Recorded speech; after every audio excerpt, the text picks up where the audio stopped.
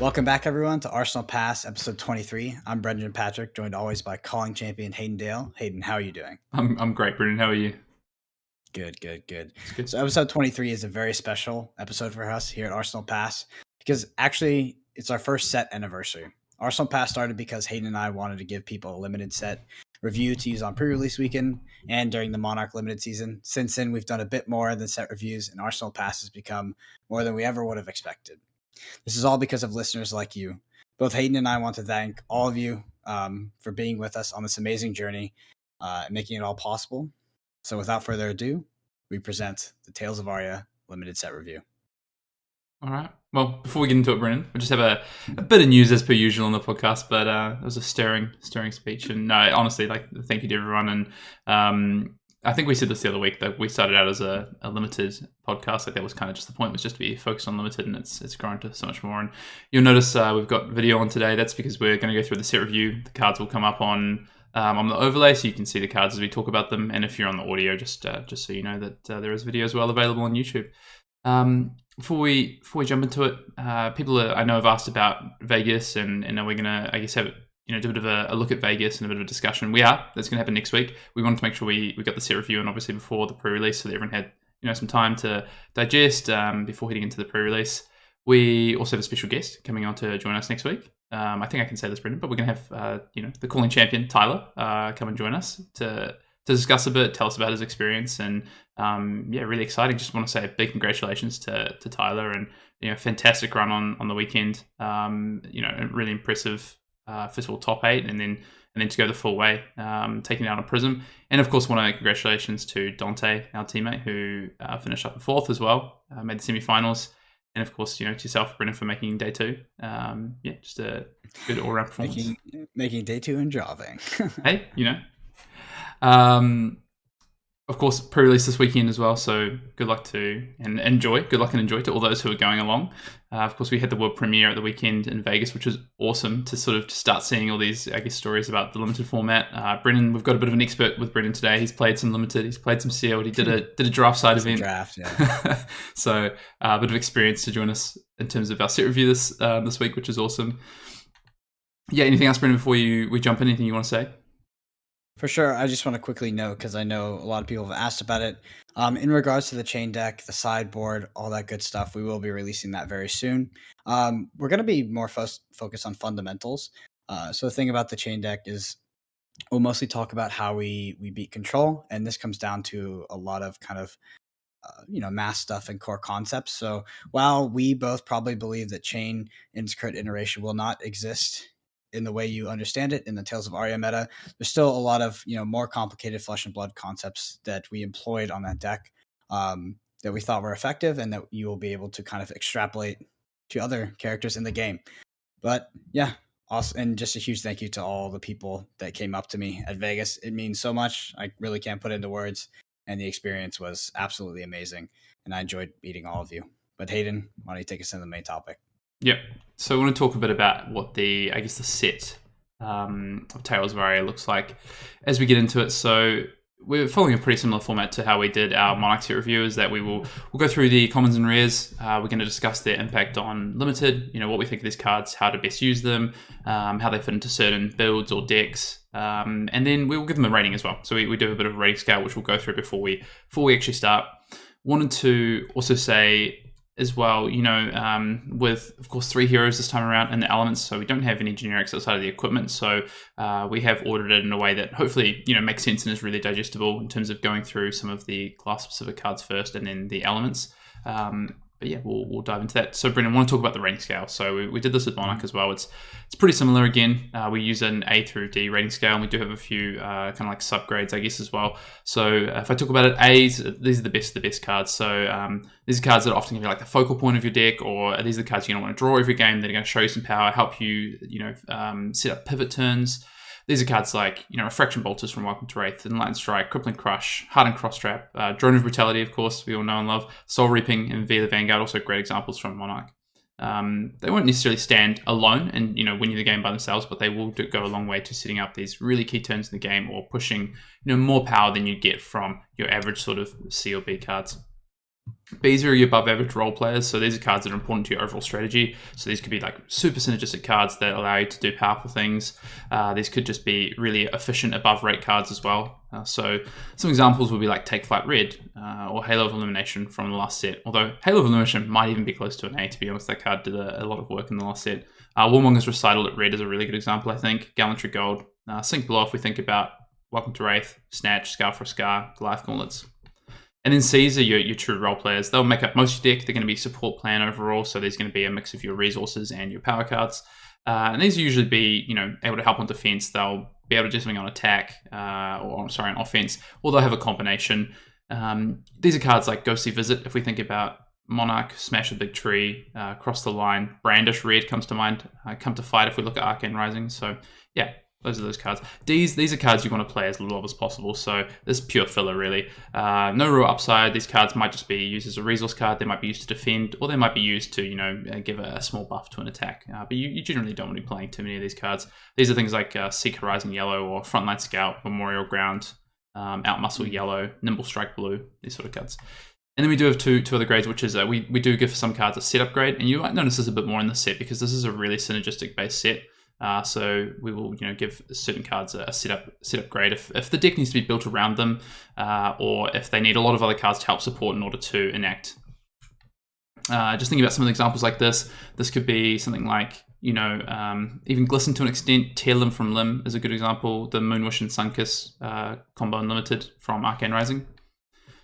And then we've got some sideboard grades as well. So we saw this a lot in Monarch, the introduction of cards that really only work in certain matchups. If we think about Eclipse Existence and Ray of Hope, or even Talisman of Dowsing. So there's some more cards in the set as well that could be, pure sideboard options. We do feel, it's really early for us to give a certain grade per color. Also, we'd be here for 3 times as long. So when we go through this, we're just going to talk about the card as a total, but we might give some variations on the cycle, on the color cycle, the pitch cycle, if we think it's a little bit different. Anyway, Brendan, I have some general notes and stats about this set. Maybe I'll start with the set stats. I've just got a little bit of a key figure here. So the average defensive value across the commons and rares in the set is actually 2.26. So I just went back and I wanted to look at like what the average defense was to work out like where is the set sitting in terms of power level and the ability, I guess, to defend efficiently, block efficiently. If I look back at Monarch was actually slightly less at 2.24, but you got to keep in mind that with Monarch, we had a lot of brute cards that didn't defend, so they defended for 0 that really skew that. So actually, when you look at it from that perspective, if you take those out, then the average is a lot higher in Monarch than it is in the set. There's a lot of 2 defense cards in the set, primarily from the elemental cards. So I think you're going to find that really interesting as we get into it, especially because if you think about a format like Draft, the elemental cards are maybe the ones where they help you stay open. So there's a lot of cards that defend for 2. Also with noting there's only 3 defense reactions in this set at common and rare. So there's 2 Guardian ones and there's 1 Runeblade one, but there's no access for Lexia to a defense reaction. There's no generic defense reaction. There's no just elemental defense reaction. Yeah, understanding the aggregate block value of a set is super important. I remember I felt like I actually didn't get a clear picture of Monarch until I opened it on pre-release day because we didn't have access to all of the cards. And then when you realize you're like, hey, every card that's not a class card here blocks for 2, significantly impacts the format. Because if you think about, when you're playing against your opponent, you think about the average block value of their hand potentially, that can dramatically influence your turn.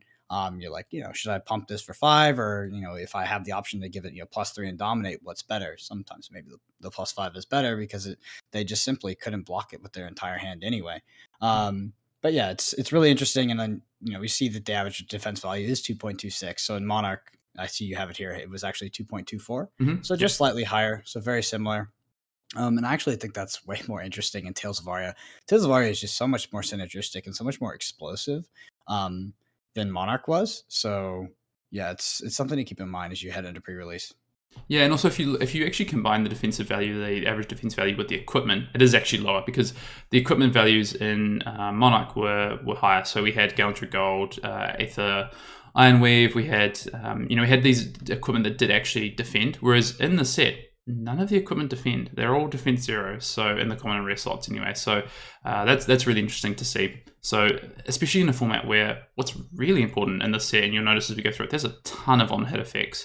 There is a lot of evasion as well. So dominate being one, but also pure damage out of the arcane side as well from Runeblade. So yeah, we're going to be talking about that as we go through. But I know, Brennan, just briefly, your experience really was at the weekend at the world premiere that this format is, while it might be a little bit slower, the ability to force damage is really there, right? Like you can't just sit back and try and block out because of these evasion effects. Yeah, so that's an interesting thing. I actually think that most people argue that it's faster. That's actually a very, very Interesting. fast format. And I think that as kind of the edge that you'll get as being a better player is actually slowing the game down. It's kind of a trap that you would get from like Monarch or a lot of these other formats where you would trade very often. That's not really something you want to do too much in Tails because trading damage for damage, you can actually end up being on a life threshold where you're just going to die to dominate. You're just going to die to arcane damage. So managing your life total higher than you would expect is really, really important in this format. And I think, often slowing down what seems to be a fast game can be super important. Yeah, interesting. Okay. And before we jump in, just want to talk about Fuse. It is the key mechanic of the set. Fuse says, as an additional cost to play X card, you may reveal an element card of that type. So if it'll specify, so if we look at something like Entwine Ice, Entwine Ice says an additional cost, you may reveal an ice card. And if you do, you're going to get an extra buff. So Fuse or Fusion is really like the key mechanic of the set. And you have, Ice Fusion, you have Earth Fusion, you have Lightning Fusion, and then you have dual fusions as well on some cards, primarily on Majestics. But yeah, Fusion is the keyword of the set. We're going to be discussing it a lot as we go through. So just want to explain what Fusion is and what Fuse does before we start talking about all these cards and these elements that enable Fuse, and then of course into our elemental attacks that use Fusion. 100%. Like fusion is something you need to keep in the forefront of your mind as well as you try to evaluate cards. It is very much an extra cost, and fusion is probably what leads to most of your arsenal decisions in this game. So really, really important. It's a simple mechanic at first, but gets more complex as you try to figure out how does this affect my turn cycle because I'm fusing this card. What happens if I don't have enough targets to fuse this card with? So ultimately, I think it's one of the kind of the biggest drivers of how you're actually going to build your deck in limited. Yep, and the more of these you add to your deck, actually the worse they get because the less likely you are to trigger them. So it's a real balancing act with these fusion cards. Mhm. All right, Brendan, we're going to start with Guardian cards. As I said, we're going to start with the class-specific cards, and then we're going to dive into some of the elements. We're going to start with the weapon for Guardian. So Titan's Fist. Titan's Fist is a once per turn attack action that costs 3, and it says while there is a card with cost 3 or greater in your pitch zone, Titan's Fist has +1, and the base attack is 3. So, a really interesting weapon, I think. If you compare this, for instance, just base, I think the base rate, you can immediately go, well, Anathos, pitch 3, attack for 4, right? So, is this a slightly worse Anathos? But I think something really important to remember is this is a one-handed weapon, and we do have the offhand shields in this set. So, I know you played Oldhim during the pre-release, Brendan. What was your kind of experience playing with Titan's Fist? For sure. So it is a one-handed weapon, but what you get is the offhand at common is actually not too exciting. It's not bad, don't get me wrong, but it's not too much for me to be like, yeah, having one-handed over a two-hander is actually really good. So what I found is you'll find that your strategy is often not centered around swinging the weapon, like opposed to if you thought about Anathos and Welcome to Wraith, like you would have an entire strategy around swinging that weapon and then maybe setting up like a big dominate turn at the end. I often find that I swing the weapon when I do have to block out more than I expected, or maybe I just have a really dud hand. uh, I think that you know Titan's Fist is a great way to grind your opponent towards the end and present damage just consistently if you have had to block with more cards than you expected. But other than that, as Oldhim, especially in something like Sealed where you're not really drafting an archetype, you end up kind of playing more towards your attack action cards. I find that swinging the weapon is not a strategy that is fast enough or grindy enough in this format. You kind of just get outvalued by the opponent if you do something like that. Cool. All right. We have no grades for the weapons, of course. We're just discussing their effects and sort of how they work and operate in the structure of a lot of these limited decks. Mm-hmm. And speaking of offhand, next we have the Rotten Old Buckler. So this is a Guardian equipment offhand. It is the shield. It blocks for 1 and it has Blade Break, which means that once you commit it to the combat chain, you destroy it when it closes. So for me, this is kind of a C plus. It's more like a why not, right? If you crack it in sealed, of course you're going to throw it, throw it on if you're playing Aldheim. But it's a very reasonable pick in draft with all the hit effects and tails, which we talked about a lot. So I think a very powerful card. Very good against things like Briar. Briar has a lot of times where Briar's going to be coming in for 4. And the on hit trigger is creating an embodiment of Earth token, which can, as you'll find, most likely in sealed, you see that really be a critical hit trigger. Probably one of the more punishing ones. Obviously not like Lexi's discard a card, but you really don't want to let them get those embodiment of Earth tokens. So adding this on to block for that 4 instead of having to commit 2 cards, really, really good. Yeah, I really agree. I think there's a lot of on-hit effects, and even some of the ones like, you've got the Ice Fang and things like that, that playing the yellow because it's 4 attack is really relevant. But if you've got things like this, you can actually shut down some of those cards. So I think, having extra Iron Rot, considering the fact that your weapon, unless you open the Majestic weapon, you're locked into this weapon anyway. So like you say, why not, right? Like, this is a card that effectively gives you an extra Iron Rot, and of course your equipment don't block. So having it on the field defensive value is pretty relevant. So yeah, I would also say C+. Next we got Embolden. So Embolden is a rare cycle. It's a Guardian action aura. It costs 4. And we're looking at the blue one here. It says, go again. When Embolden enters the arena, if you control another non-token aura, draw a card. At the beginning of your next action phase, destroy Embolden, then the next Guardian attack action card you would play this turn gains +3. So we've seen this effect before, a similar effect in terms of play it on one turn, the next turn you get the buff value. So we've seen that with, Towering Titan, we've seen that with Emerging Dominance. Since Guardian's been around, we've had this effect. This one's a little bit different though. It interacts with other auras. So, we do have a couple of other auras in the set, which we'll talk about later on in the Elemental Guardian. At 4 cost, even at blue, this gives you +3. And if you are able to set up that synergy to get the draw card, I think this can actually be pretty relevant. I personally like the blue quite a bit. I don't really like the red and the yellow as much. I think just thinking about it from a theory standpoint, the blue, one of the things I like is that you can actually set up an endgame with this in my head. You can pitch this, you can have the aura for late game, you can play the 2-drop aura, and you can play this off 2 cards, and then you can draw into your Guardian attack action that you've set up, get that into Arsenal, and then next turn you're getting, +3 plus the 2 or the 1 from your other aura, and you're setting up to have a massive attack. Maybe something like with the Dominate Guardian. I think it's called Glacial Guardian. That's what it's called. There's one that gives Dominate. Glacial Footsteps. Yeah. Glacial Footsteps. There's also the Thump as well, which we're about to talk, which just gets natural Dominate if it's more than its attack. So I do like the blue. What is your kind of thoughts on this, Gabriel? Yeah, so for me, this is a solid D. I think it's a build around C at best, but costing 4 is brutal. It's going to take 2 cards. And also, I think that, if you're not setting this up on the bottom of the deck and trying to do something cute like that, this is also set it up on the bottom and then cycle to your second hand after that and then try to do something there. So the game has to be going slow enough to do that. For me, this is, every time I see this, it's pretty much a resource card and it blocks for 3. And that's really what I look at here. And in my experience with playing the game, that is how it's played out, both for me and my opponents.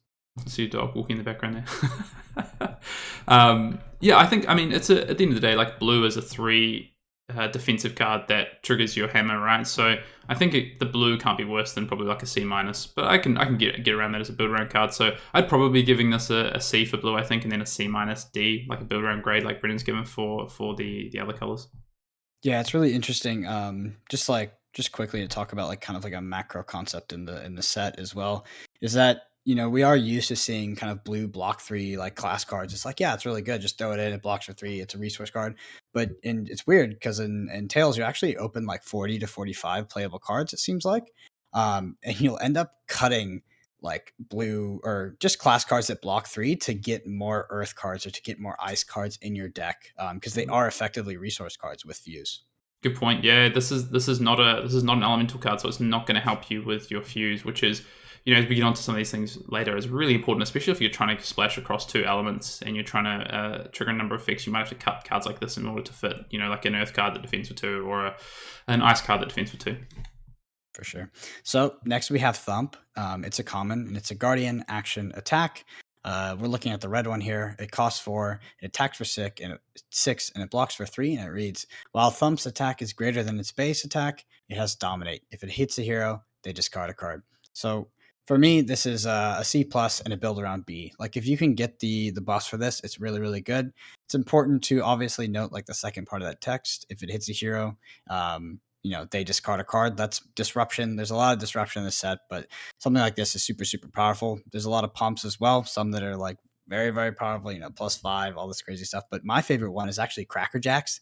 It's a piece of armor. Mm. So you pop your Cracker Jacks, you just give it +1. You've got 7 dominate if you've got the red and a discard effect on that as well. Just so brutal because you effectively have dominate on demand, right? So I really like that. But for me, it's a C plus. Like it's not insane, right? You definitely need other pieces to go with it. But if you do build around, I think it's a solid B.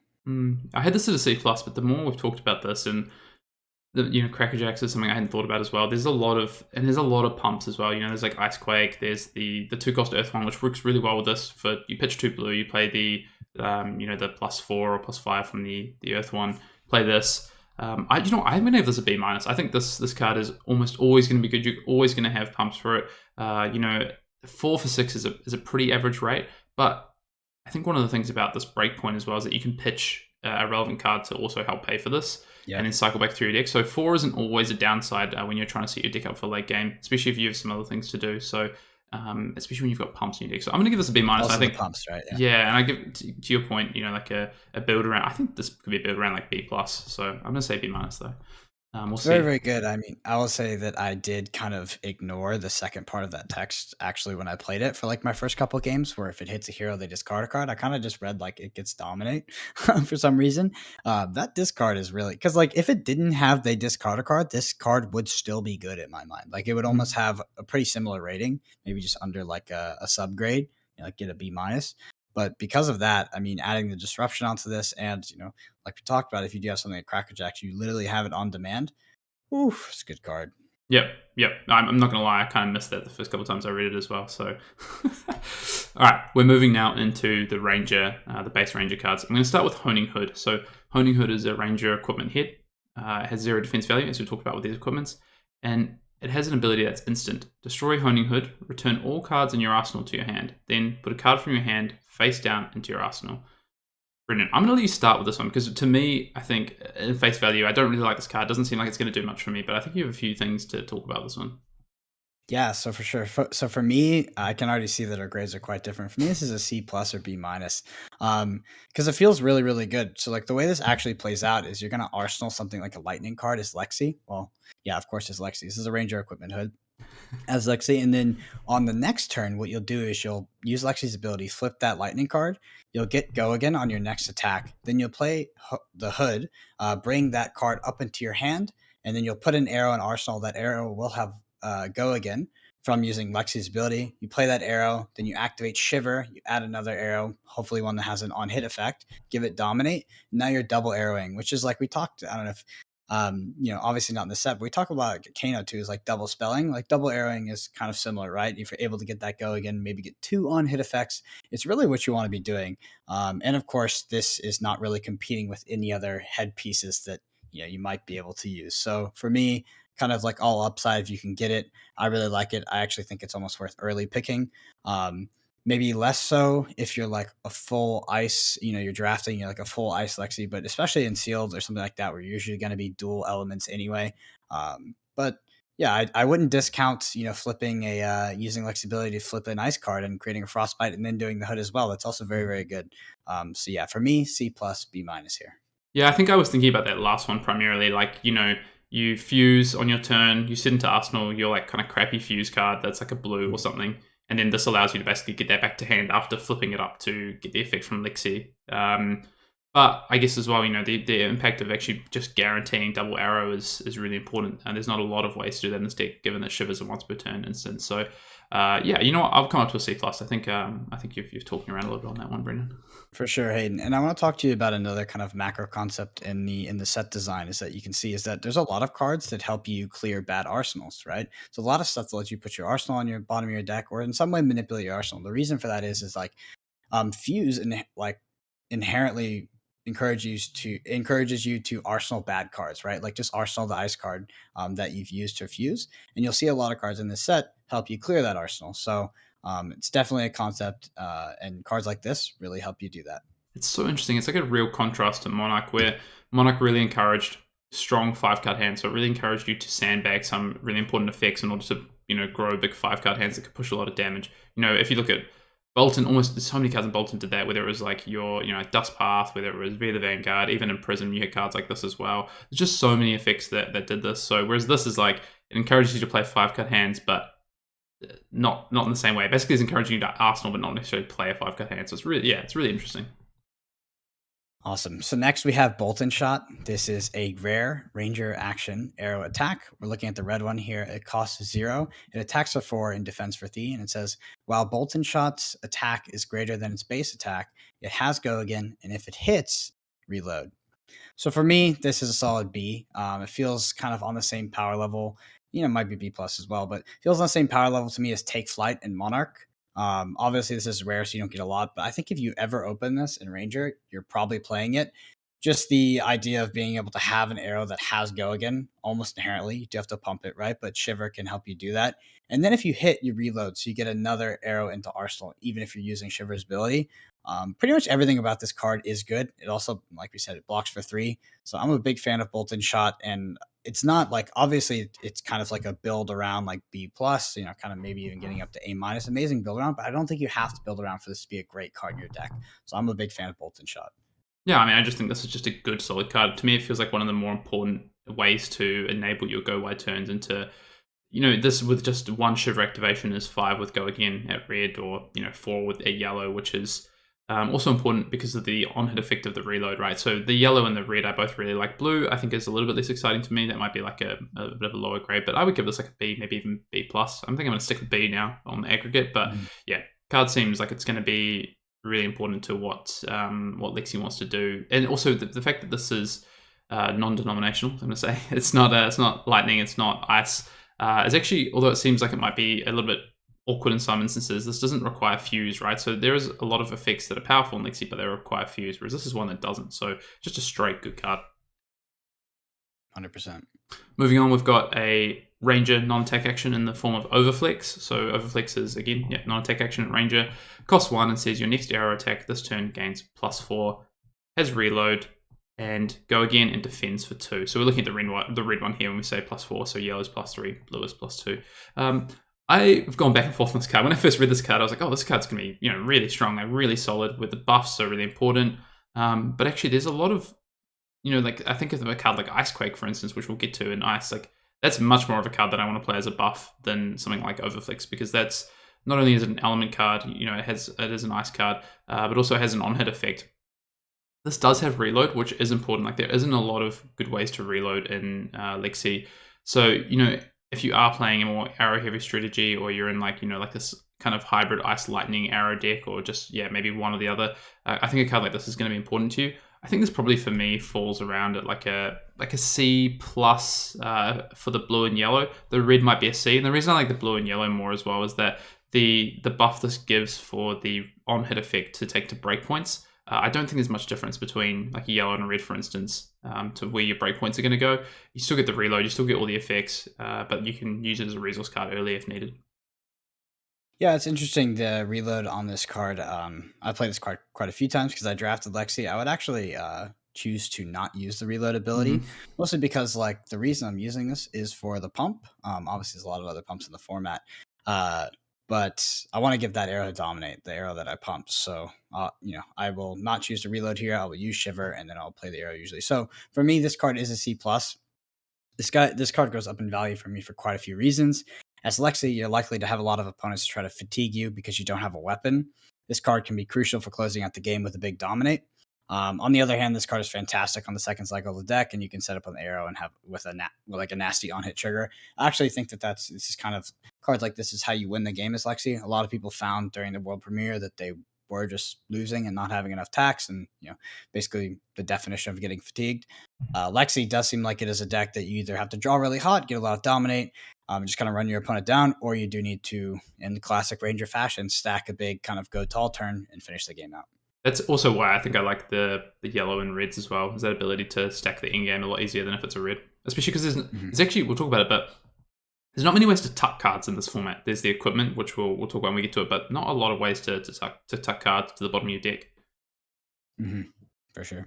So next we have, Runeblade card here. We have Rosetta Thorn, the weapon. It's a Runeblade weapon, sword, two-hander. It attacks for 2. And it says once per turn action, one resource, attack. Whenever you attack with Rosetta Thorn, if you've played an attack action card and a non-attack action card this turn, deal 2 arcane damage to target hero. So, in my opinion, this weapon is nuts. The secondary ability is not easy to get off all the time, especially in sealed. But the 2 arcane damage is so powerful, and you can really kind of grind people out with that. And obviously, in this format, there's no spell void, there's no arcane barrier. It's totally unblockable. So, a very nice addition to the Runeblade class, and Briar just absolutely loves this weapon.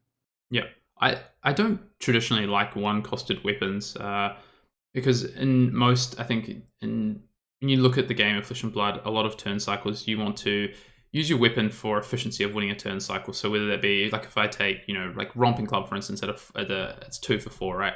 If I block with 3 cards and then attack with that, I can trade a 13 damage turn cycle, right? So some of the one-cost cards I've never loved as much. Even like Dawnblade to an extent as well.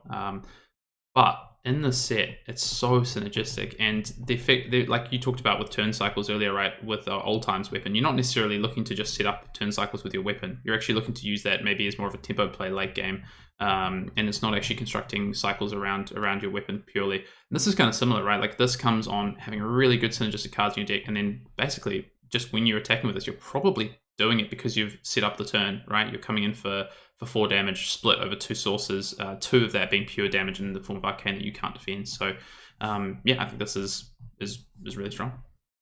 Going to move on to our first piece of Runeblade equipment, which is the common Sutcliffe Suede Hides. So again, defense for 0, and has an attack reaction that costs 1. It says destroy Sutcliffe's Suede Hides. Target attack action card gains go again. Activate this ability only if you've played a non-attack action card this turn. Brendan, I'm going to let you start with this one. Yeah. So for me, this is a B plus A minus. It's obviously one of the strongest equipment pieces in the set.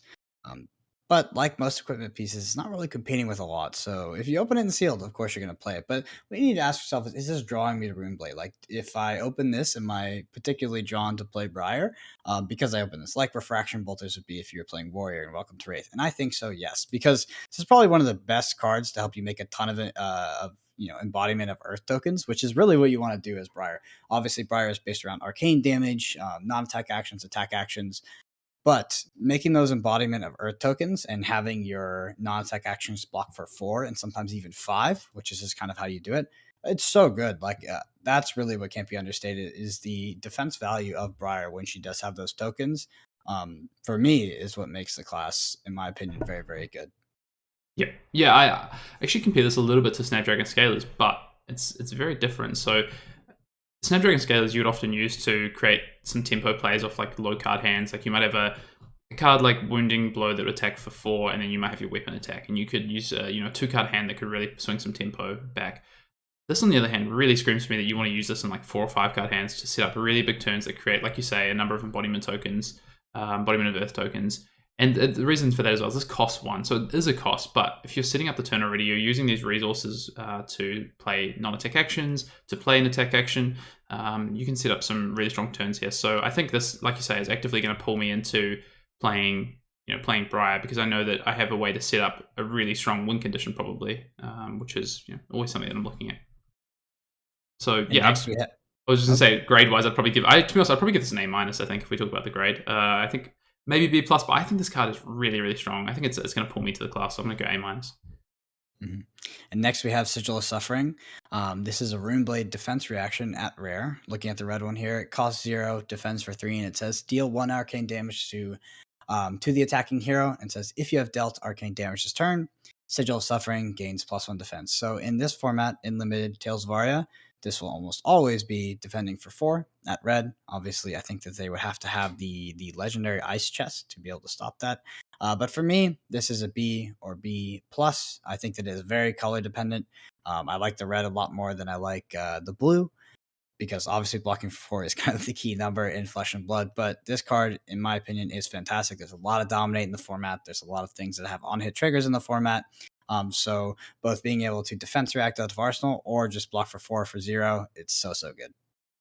Yeah, I mean, there's not many ways to win the game at on your opponent's turn in Flesh and Blood Limited, and And Sigil of Suffering is definitely one of those. I think the red, as you say, is really strong because it's a defend for 4 that's effectively net 5 damage because of the 1 damage the other way, which is just really important for stopping, like on hit effects at 4 with 1 card, so that's super relevant. But even at yellow and blue, this is a card that either you can, yellow's still a net 4 damage, which is pretty important for a 0 cost that doesn't cost, it doesn't take an attack action from you.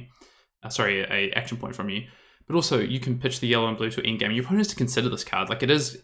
These go, you can have really tight games in this format coming down to 1 or 2 life, right? And if you've, be able to deal 1 arcane damage on their turn and then maybe another 1 or 2 on your turn, 3 or 4 could be a life threshold where your opponent just can't afford to go down to, otherwise they probably die. So I actually really like all the colors. I'd probably just give this a B+, but this is a card that I'm going to shout out might be the one that I think surprises us in this format and becomes just one of the best cards. I think defense reactions, as we said, are at a real premium. This can, of course, be played from Arsenal to stop dominate effects, things like that. So the blue and the yellow might also have a lot of value, which I'll be really surprised. I think this could rise in value, I think. Yeah, for sure. I think that the red already is one of the best cards in the format, but the thing pulling it back, or at least keeping it reasonable, is that it is a rare, so you won't have a ton of them. But yeah, I mean, defending 0 for 4 and dealing arcane damage and potentially killing your opponent on their turn, so good. Yep. Moving on, we've got Singing Steelblade. This is a Runeblade attack action. We're looking at the yellow here. It costs 1, attacks for 3, and defends for 3. And it says, when you attack with Singing Steelblade, deal 1 arcane damage to target hero. Really familiar name there, Brendan. Yeah, definitely a little play on words for Singing Steelblade back in Welcome to Wraith. Yeah. Dorinthia's favorite attack reaction. Yeah, so I think, the fact this has pure damage attached to it with the 1 arcane damage. So at yellow, blue, red, it's all going to deal 1 arcane damage. Your attack's obviously what's moving here. So we saw this, a lot with like Vixie Malice, for instance, is a card that you could compare this to from Monarch. That dealt, of course, 2 arcane damage, but had a similar return rate on the attack, just 1 less damage. So at red, this is still trading 5 net damage, it's just across 2 sources. I actually really like the fact that this, in some ways, is 1, if you're taking this for red, you got 1 pure damage and then 1 physical damage that could leak through on a block for 3. And if you've got some sort of buff as well, or some sort of on-hit effect that you can add to it, that's really relevant. So I think this card's really strong. It also defends for 3. Briar really wants to hit those arcane effects to turn on the hero ability, get those embodiment tokens. So yeah, I think this is just like a really solid card. I think this is probably a C+ for me. I think the red may even be like a B-. B. For sure.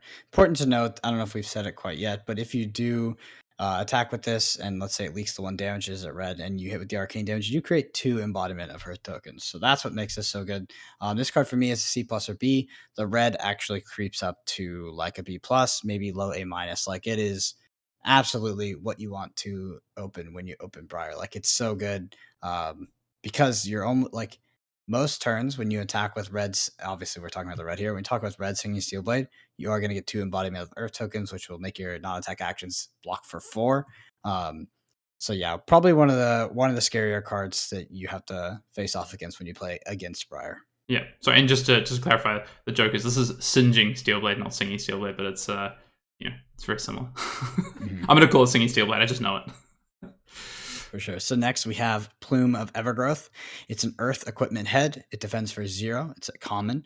And it says instant 3 resources. Destroy Plume of Evergrowth. Return target earth action card or earth instant card from your graveyard to your hand. Hayden, I know you are very excited about this card, so why don't you give me your thoughts first? Oh, please. So yeah, we're moving into the earth cards here. This is the first element we're going through. And what I want to start with, to be honest, Plume of Evergrowth, when I saw this card, just looking through the limited spoilers, there's a few cards, and I think about limited specifically, that I was really excited about. This is definitely one of them. To me, this looks like one of the strongest cards in the set from a limited aspect. And that is just purely because it's an onboard effect where you can turn a blue card from your hand into the best card in your deck. Basically, effectively late game, right? So you can be pitching blues, you can be playing your fix out, you can be holding your life total, and then you just know that you have this Plume of Evergrowth, and when you set up, say 2 or 3 blues at the bottom of your deck, you just know that late game, I can just draw into my hand of blues, I'm turning one of those blues into just the best card that I've already played this game, which is probably going to be the best card in your deck, seeing as this gets either an earth action or an earth instant. And there's a lot of really strong earth cards. It might not be the best card in your deck, but it's going to be really relevant either as an attack to then fuse and then play afterwards. If I think about something like Evergreen or even just like the vanilla ones. So you can put more red density back into your deck, or you can get a buff if you've got a dominating card. Like you can just turn this into so many different effects. So to be honest with me, I think this is like going to be an A. I'm going to give this an A minus, and you know what? I could be wrong. This might not be as important as I think it is, but just the effect itself and the ability to be able to just have a win condition basically on the table, in my eyes, I think is really powerful. Yep, this lands at kind of B plus A minus for me as well. It's a bit interesting to evaluate some of the armor in this set because it is almost usually not competing with anything else. But for all the reasons Hayden said, this card is very, very, very good. Also, its effect being an instant is awesome as well. I think you're probably grabbing your strongest Earth attack action, usually like an end game scenario. Maybe you've pitched too many blues, all these kind of things. But yeah, very, very good card, and I'm a big fan. Yeah, it can just bail you out of situations, right? If you pitch a bunch of blues, you can actually bail yourself out by having this card available to you to turn into some gas, which is also another reason. For sure. So next we have Everdrone. I'm kidding. It's called Evergreen. It's a Earth action attack. We're looking at the red one here. It costs 3, it attacks for 7, and it defends for 2. And it says, if Evergreen is played from Arsenal, put it on the bottom of your deck when the combat chain closes. So for me, this card is a B minus or B. The drone effect is really, really good. It's great, but the card is ultimately a bit lower power level in the format with its 2 defense value. I think it's a great card in a vacuum, but it's a bit worse when you consider how powerful some of the synergies in the format are. With that being said, what makes this card so awesome for me in my mind is that this can be a resource card in the sense that like this is the card that you fuse with, then it's naturally going to go in Arsenal. So its Arsenal effect is very, very is relevant, and most of the time it will end up in Arsenal because the turn where you draw it, you're probably using it to fuse, and then the turn after that, you're playing it out of Arsenal. So I like Evergreen, and obviously we know drone effects are powerful. Yeah, I mean, even something like Unhallowed Rites in the last set that got you a card to the bottom of your deck was relevant. I think this is not drone, right? One of the powerful effects about drone is that you could defend with it early game and then get it back late game and have this red or this resource card in your deck. But in saying that, one of the tough things about this format is there's so many effects that want you to fuse to get power out of your cards. Like a lot of the power of the set comes from fuse effects. So there's going to be a lot of cards that you really don't want to put in your arsenal after you fuse. Evergreen's not one of them, right? Like this is a powerful effect out of Arsenal. So this is exactly the kind of thing that I want my fuse cards to be doing, whether it be at blue, whether it be yellow, whether it be at red, and of course, because I can get it back. I'd probably give this a B plus for the red, and I think B for the yellows and blues. Mm-hmm. Moving on, we've got Weave Earth. So Weave Earth is an Earth non-attack action.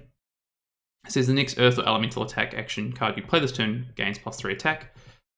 If it's fused, instead it gains +4 and has go again. And we're looking at the red one here. So blue has +1 and or +2, and yellow has +2 or +3. Yeah, I mean it's a non-attack action with go again, right? Which is is a big tick for Briar. It pumps up dominated attacks, which is a tick for old time as well. So it's good in both heroes, and even non-fused, it only reduces by 1. It costs 0, which is actually really important because of some of the cost structures of the cards that you might want to play this on.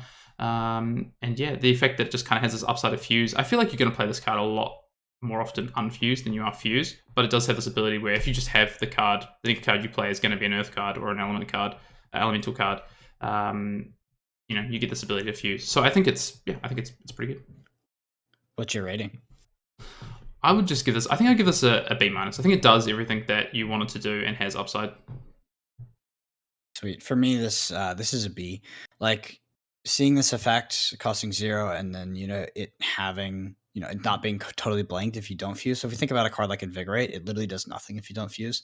This is also an Earth card, so it can be used as a resource to pay for fuse. It is your fuse card.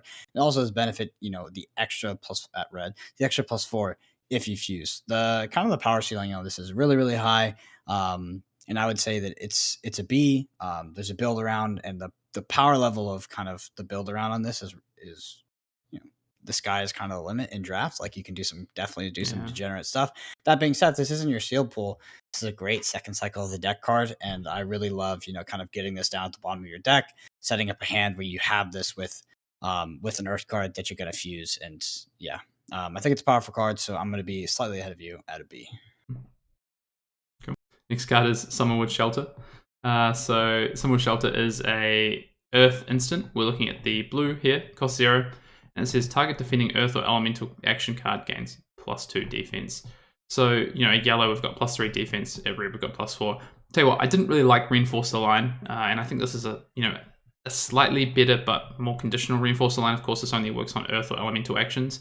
So I'm not really a big fan of this card. I think if you are playing, I guess, a deck that is really high in Elemental Earth cards, you're playing a single element deck, I think this is going to be a lot more valuable to you, especially because I think, you might need to be playing and Brendan might have a view on this. I think you might be needing to play some of the resource cards like this because of the Earth ability, and then also just allows you to then put it into Arsenal and then make a block on your next turn 5, and you effectively get to cycle that kind of fuse card out that you don't necessarily want, but you get defensive value out of it. So yeah, interesting one. And what's your rating? To be honest, I'd probably give this a D+. I think maybe it's a C-. Maybe I'm being a bit harsh. Maybe it has a bit more effect than I think. Yeah, so for me, it's a C- because it's decent for fuse. But the defensive kind of effect here, needing a hit an Earth, or kind of an Earth or Elemental action, it's really, really bad. Also, blocking for 0 is pretty bad. Most of the time, I can only imagine I'm avoiding putting this in my deck, especially my sealed decks. But I'll have to see how this kind of plays out in draft. This is definitely one. This is one of those volatile ones where it could change quite a bit. So right now it's a C. It's a C-, and I am usually avoiding it. But yeah, it's a good resource for fuse. And you'll find when you play sealed that you're actually like really looking for extra Earth cards or extra Ice cards to kind of meet a decent ratio level so that you can kind of consistently fuse when you want to. Yeah, I think that's what it's going to be good for. I don't think it's going to go up much further for you, Brendan. I think it might go up for me because I'm at a D+, but I don't think it's going to go up for you. So next we have Autumn's Touch. This is an Earth action attack at common. We're looking at the red one here. It costs 3. It attacks for 7 and it blocks for 3. And it has no text. It's all flavor text. So for me, this is actually B-. I know this is not an exciting card, but it's as good as it gets for fuse cards and most of the time.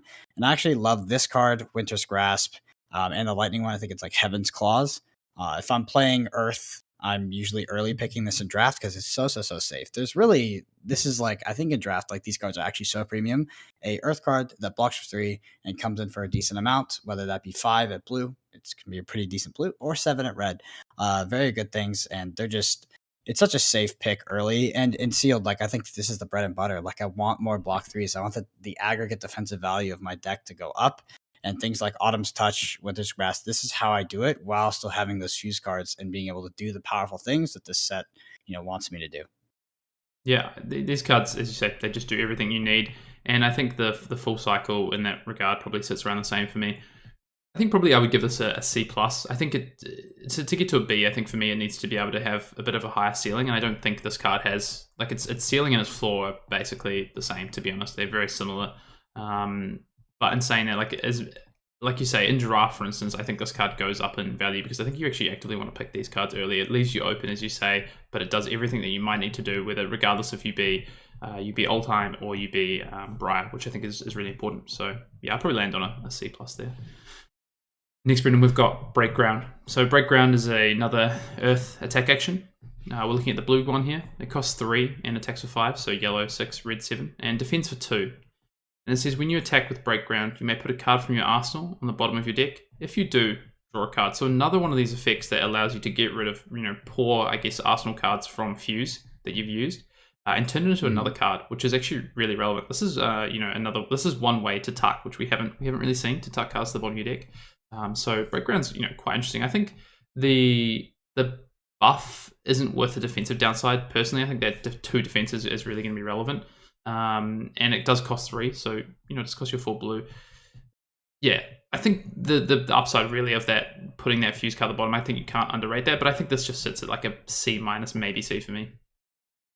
Yeah, I mean, this is like a quintessential C- for me. Obviously, clearing like a terrible card of your arsenal is good, but most of the time your arsenal is actually not terrible. Even if you're using that one to fuse, you can oftentimes fit a decent card there. So this ends up kind of most of the time looking like Autumn's Touch, but blocking for 2. So yeah, for me, it's definitely a C-.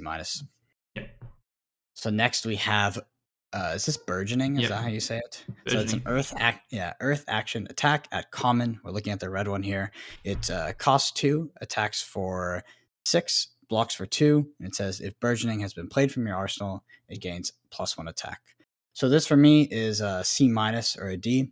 I think it's cute, but there's so many other cards with powerful effects that take up the arsenal slot. In this format, I just don't think you want to be arsenaling burgeoning most of the time. And it's very, very unexciting. Yeah. So I don't know, Hayden. I think we have a Yeah. quite a different view here. But burgeoning was actually like probably one of the top Earth cards I would cut from my deck. Maybe the one that buffs the defensive value. I would cut that one before, but burgeoning not exciting at all for me. Ah, interesting. I think this is the first one we've probably had a full, almost a full grade of disparity between. I have this as a C plus. I actually think this card's great, and I could have this wrong in terms of the way that the play patterns play out. But the fact that this is a card that you can reveal to fuse at red, you can then come in for 7 for 2. Gives you one resource if you're playing with blues to play a buff effect or whatever it might be. But the other thing that I think it does, which is quite important, is that this allows you to pitch yellows and play out an attack, which we've not, like a lot of the cards so far we've talked about that you might want to fuse either seem to be like 0 cost or 3 cost. And so I think a 2 cost is pretty relevant. Although we're about to move on to another Earth card that costs 2 that is probably a lot better, to be honest. But I'm going to say C plus, maybe C. But I think I like this card. I think I like the ability to get that extra breakpoint damage out of Arsenal. The fact that your yellows and your blues come in for 5 and 6 out of Arsenal after being used as fuse card seems kind of relevant to me. But yeah, we'll see what happens. Anyway, speaking of a 2-cost card that is Earth that you do want to probably be fusing a lot more maybe, is Earthlore Surge. So I was probably a bit down on this card, but anyway, Earthlore Surge is a 2-cost Earth action. We're looking at the red one here, and it says the next attack action card you play this turn gains +5 and go again, and it defends for 2. Really important to note, this just says the next attack action card, so it doesn't matter if it's elemental and I think that's what I missed, to be honest. Ridiculously important, actually. Like, this is what makes this card so good, is that it literally goes on anything. So like you can play this and play your one card. I mean, there's most things in the set are very conditional. This one is not, surprisingly. So yeah, for this one, this card is actually like a C plus, and it borders on a B minus for me at red. I actually love this card in Oldhim. +5 is just so good in a format full of block 2s. And yeah, I just love being able to come in for sometimes 13 or maybe 15 damage with an on-hit effect with a card like this. And I don't feel very limited, if I end up putting this in Arsenal, because it's an attack action card. It's very modal and it's very dynamic, in my opinion. Yeah, and I think it's great in both the Earth decks because even, Oldtime isn't going to go wide, but this is huge to go tall, and as well as if you have an on-hit effect, it's even better. If you able to dominate, even better. I mean, I saw Brendan play this on an on-hit ice effect card and come in for, I think it was for 9 on a turn, and I just felt like that's really strong to be able to do off a 3-card hand or 4-card hand. Sorry, so. Yeah, I mean, I like this card a lot. I think it probably sits around a C plus for me as well. Maybe I'd downgrade my burgeoning to a C. But yeah, I think this is also relevant in Briar as well, just given the fact that it's a non-attack action that has go again and buffs your attack. So it can get you to break points for creating embodiment tokens. And next we have So Tomorrow. This is an Earth action at common. It costs 1. We're looking at the red one here. And it blocks for 2. And it says, put target Earth or Elemental action card with cost 0 or greater from your graveyard on the bottom of your deck. Banish So Tomorrow. And it says, if So Tomorrow is played from your arsenal, draw a card. So Tomorrow also has Gogan. Hey, and I think I might have took your card reading here, so I'm going to let you go ahead and give us your thoughts first. No, I think that was yours. I read Okay, Earthlore Surge, but that's fine. I can go first anyway because I think we've got a disparity in grade. I think as I'm going through and talking about some of these, some of my grades are shifting slightly. I do like this card. I like the effect that you can have this as a fuse card and then turn it and then cycle it effectively. But my initial read is that putting a powerful card back on the bottom of your deck, so Earth or Elemental. I think the fact that it's Elemental as well is really important because there's a lot of where your powerful fuse is obviously coming from. Back on the bottom is important. That feels important to me, considering it feels like the second cycle of the deck might matter more than it has in other formats. I could be wrong. It could be a lot faster than I think, but I do like this card. To be honest, this felt to me like a C plus B minus, but I could be overrating this slightly. Yeah, so for me, this is probably a C in Briar and then like a D in Oldhim. Again, I think the effect is cute and drawing a card is great, replacing itself. But arsenaling this card is just so weak, in my opinion. Some redeeming qualities in Briar because of the weapon, triggering her weapon to get the 2 arcane damage. This card is also really good in Briar for recurring cards that can do arcane damage, which is a great end game plan. Um, Cards like this are good to Arsenal. Obviously, like we talked about, after you fuse, the fact that it replaces itself if you do that does. I mean, that's the argument for the C, in my opinion. The effect itself I think, is quite weak, but the fact that you can use this as your fuse cost and then Arsenal it, and then when you play it out of Arsenal, it replaces itself. Pretty good, but again, it's one of the ones I'm least excited to put in that Arsenal slot. We've got to talk about this one. That's super interesting to me. I would think that. So you think the effect of putting, like one of your best cards in the bottom of your deck is just not relevant? I just don't think that So Tomorrow out of my arsenal is exactly what I want to be doing in kind of the early to mid game. It seems a bit, like I want to be explosive turn to turn usually. That's how I felt in this format. Maybe because it's very early in the format, right? Like I haven't had too much experience with like being able to slow down the game.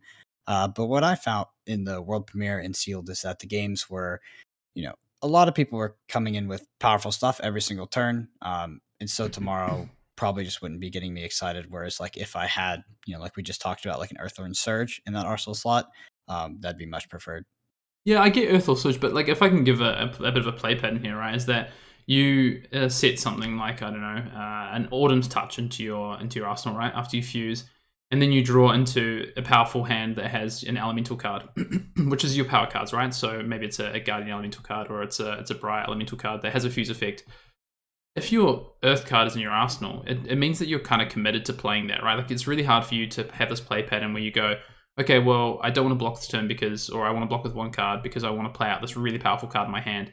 But then I can't fuse because I've got this card in my arsenal that's choking out my arsenal, so I can't fuse. So that's one of the reasons I think that So Tomorrow is potentially a really powerful card, is that it lets you clear your arsenal. It turns that arsenal slot into a card from hand, into a card in hand. Yes, it costs one, but you do get a bit of an upside effect. And if you're setting up a 4 or 5 card hand anyway, the one resource isn't really going to matter, I would think. So to me, that feels like there's a powerful effect there, and maybe it's only reasonable. It's sort of like blue or yellow. Like maybe the red is just never needed. It's just a bit of a trap. But yeah, like that play pattern feels like it's going to come up more than you might expect. Sure. So the inverse of that play pattern is you have your Autumn's Touch in Arsenal. You draw 4 cards, and you go, okay, I'm blocking with 3 cards this turn, or 2 cards, right? And then I'm going to play out my Autumn's Touch, and then Arsenal a card, or just play out my Autumn's Touch. So you kind of realize you're going to play a defensive cycle, then come in for 7, and try to win the cycle completely. That's the argument against it. But like you said, it replacing itself is something that I think we have to play more of the set to see how good that is. Obviously, just kind of like in a TCG theory based, like theory perspective, like it's incredible. But like, is this the card that you want to be arsenaling? Is it fast enough? Is it too slow? And is the effect good enough? Is something I'm not super sure on. So that's why I kind of landed in the C range. All right, I'm gonna go B- for the yellow and the blue, and I think I'm gonna go for a C+ for the red. But I'm gonna disagree with you on that. I think it's it's gonna be the one we disagree about the most. I think there's because you can even to your play pattern, right? You can still just clear the So from Tomorrow because you draw another card and draw back into your pitch, even if it's a red. You can just straight up clear it, even if you make that play pattern. So just wait until we get to Ball Lightning. We're actually 2 letter grades off. Okay, all right. Up next is Amulet of Earth, so our last Earth card at common and rare. So first of all, amulets as well. Amulet of Earth is a blue pitch card. It's not a cycle, this one, so it's just the blue. It says go again, instant, destroy Amulet of Earth.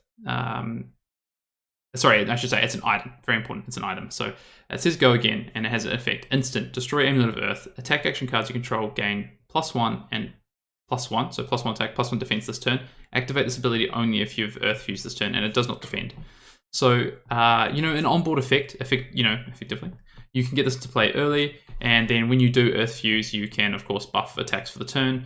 So there is some defensive implications for this with the Guardian defense reaction. So you can fuse Earth fuse and then give +1. I think that's going to be really, really niche, and I think more so you're going to use this to hit breakpoints. So you might come in with an Earth fuse card, maybe with an on-hit effect, or in Briar where you want to create an embodiment of Earth, and this is going to allow you to get that breakpoint across the line. It's always going to be on the field, so your opponent has to kind of play around that. I think that's actually one of the strongest impacts of these amulets, is that your opponent has to always consider how you could use the amulet in your turn cycle.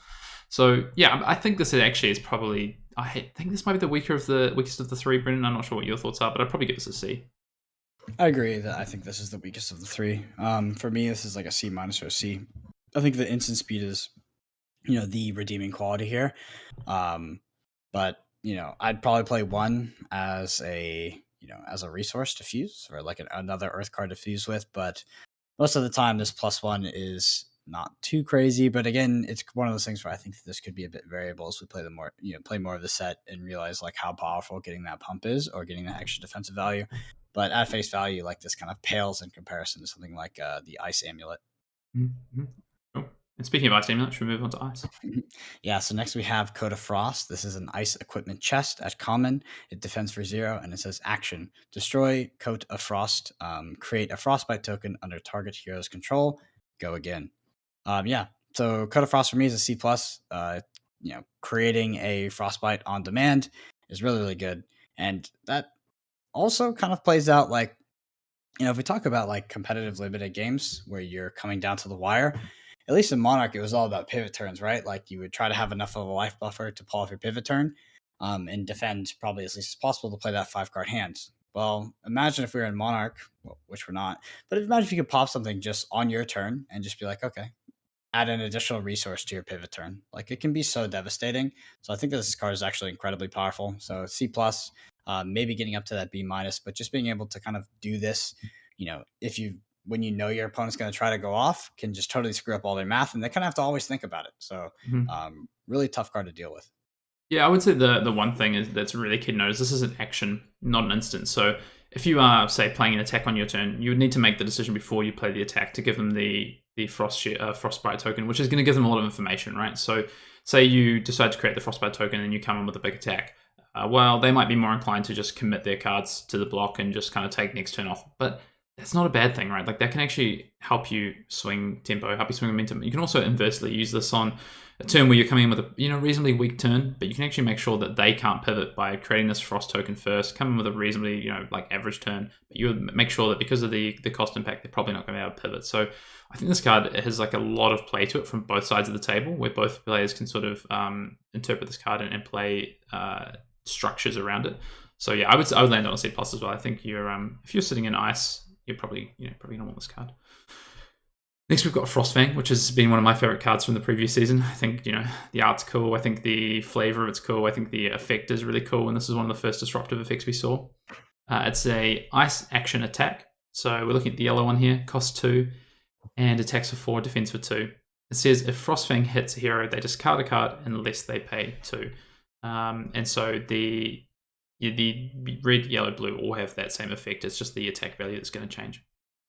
I think this card is pretty strong. It's an ice attack that's going to help you reveal to fuse that you're going to want to have.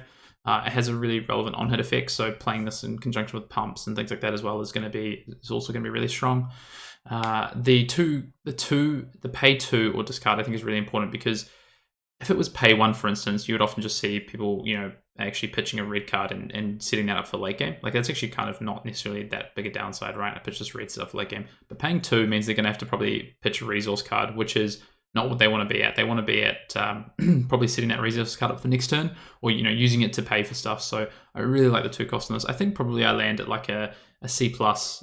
Maybe the yellow I actually like the best, I think, because it has a 4 attack. So the leak or the the breakpoint at 4 is really relevant for the on hit effect. So I'd probably give the yellow a B minus, I think. Yeah, so for me, this is a C or a C plus, and I think it's a B minus in Lexi, especially at yellow. So in Lexi, you can have a lightning card in Arsenal like Shock Striker. You can flip it with Lexi's ability, get go again from that, and then play Shock Striker for 5, and then this for 5 as well if you're playing it at red with only just 1 blue. So that's going to be 10 damage plus a non-hit trigger. That's a pretty explosive turn. We're talking about playing like 2 generics, which doesn't even sound like something that Lexi's going to be trying to be doing. We think about Lexi, we think about dominating arrows on hit effects with that. But Shock Striker for 5, and then Frostfang for 4, Frostfang for 5, and threatening a discard trigger, or discard effect is so good. So yeah, for me, C or C plus, and then a B minus in Lexi. I think in Oldheim, if we talk about this card in Oldheim, like you don't really want to be playing Oldheim and then just be like, okay, my turn, let's just play Frostfang. It's kind of weak. It's good if you did end up blocking with something like 3 cards on your turn, and then you have a discard trigger on your clap back. But if you do kind of pump this up really high, it is, your opponent is incentivized to throw, more cards at it, maybe even all cards. And so the discard effect is actually, I think, like less relevant when it's got more attack. So Really like this in Lexi. It's still good in old time, but I'm not as excited about it. Yep, agree. All right, so next we have Icequake. This is an ice action at rare. Looking at the yellow one here, it blocks for 2 and costs 1. It says your next action this turn gains +2. Whenever an whenever an attack hits a hero this turn, create a frostbite token under their control. And this card has go again. So the red obviously getting +3. So for me, this is a C or B minus. It's it really depends in the shell, but the on hit effect of this card is so good. It almost feels like a must block, right? Because you're already giving a pump to something, so the damage threshold is much higher. And then past that, there's going to be a relevant on hit effect in the frostbite token. Frostbite tokens, especially let's say you're trying to reduce the amount of damage you're intaking, you block with a few cards, and now you have to all steal with the frostbite token, can just totally throw off your turn. So I'm a big fan of this card. I love arsenaling this card. I love using this card to, as my fuse card, right? Like, so there's a fuse cost. I reveal Icequake, and then I go ahead and arsenal Icequake. It's always a good time. Yeah, also important to note this says whenever an attack hits a hero this turn. So it's not on the attack that you play it on. It doesn't say when this attack hits. So you could play this in like a Elixir build. You get to go again. Maybe you play this on like a bolt and shot, for instance. Then that gets blocked out. You play your next attack. You still have the on-hit effect. So it's and it's not just the first time either. You could hit with that effect. You could hit with the next attack. So it's really hard for your opponent to say, well, I'm not going to block an Icequake turn because it's really going to impact what happens next turn. So yeah, I would probably give this. I think I'm landing at like a C+ right now, but this card has a lot of upside, I think, and I wouldn't be surprised if some of the cycles of this card bump up to like a B for me.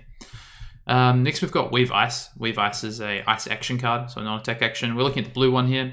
Cost 0, defense for 2, and says the next ice or elemental attack action card you play this turn gains +1 attack. If it's fused, it gains dominate, and of course the card is go again. So at yellow, it's a +2. At red, it's a +3. I think this is a pretty reasonable enabler. I don't think this is as good as something we just saw with Icequake personally. But Dominate is pretty relevant. This is pretty relevant win condition, this card, so it can help you set up win conditions in the in-game. I think I prefer the blue pitch, for instance, just because of the ability to set this up late. But yeah, I'd probably land at like a C, and maybe the blue is a C+ for me. Brendan? Yep, this is a kind of like a C to C+ for me. I think that I really like these cards that you're able to it has a huge bonus if you fuse it, so you can set it up for like a big turn. But if you don't, like, it is still kind of a generic pump. I think pitch stacking this or drawing it into a Lucky Hammer works. It's just so good. Especially in something like All Time. I really love to see this card.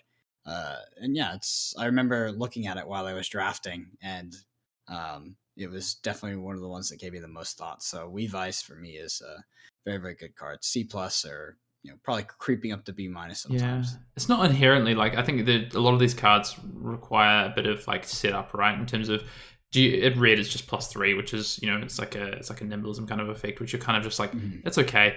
But I think the one thing, and the reason this probably doesn't get higher grades, is that you've got a lot of cards in your decks that are going to require setup and require synergy. So there is some stuff that sometimes this card's just going to feel a bit bad, right? So.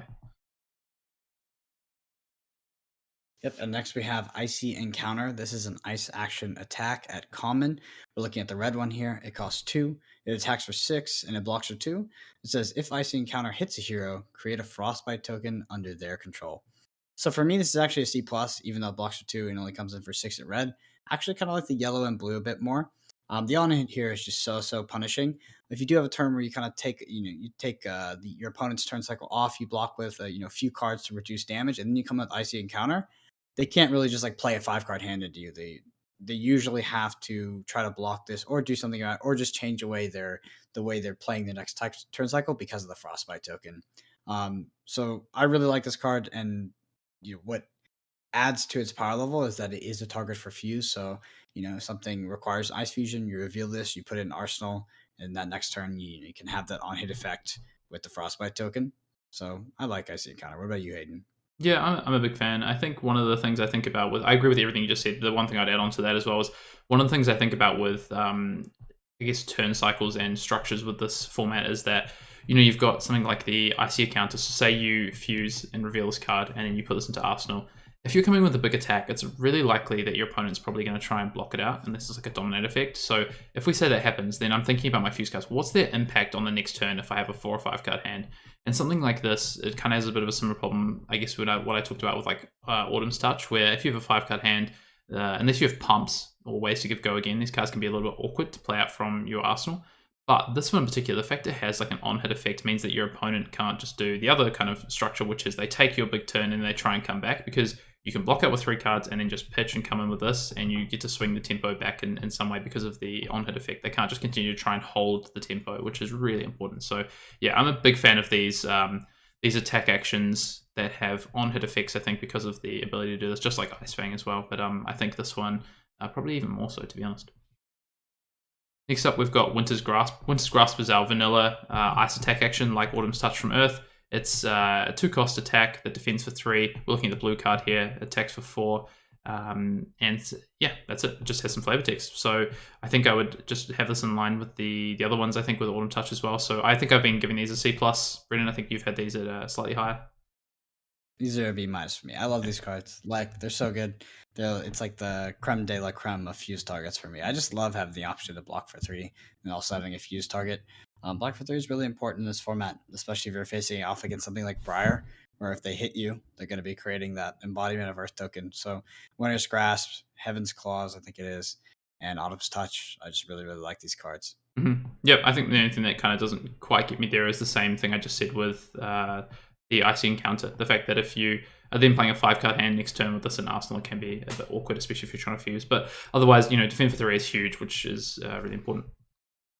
And next we have Chill to the Bone. We're looking at the red one here. It's an ice action, so non-attack action at common. Blocks for 2. It says the next time an ice or elemental attack hits a hero this turn, create 3 frostbite tokens under their control. It says go again. So for me, this is a C.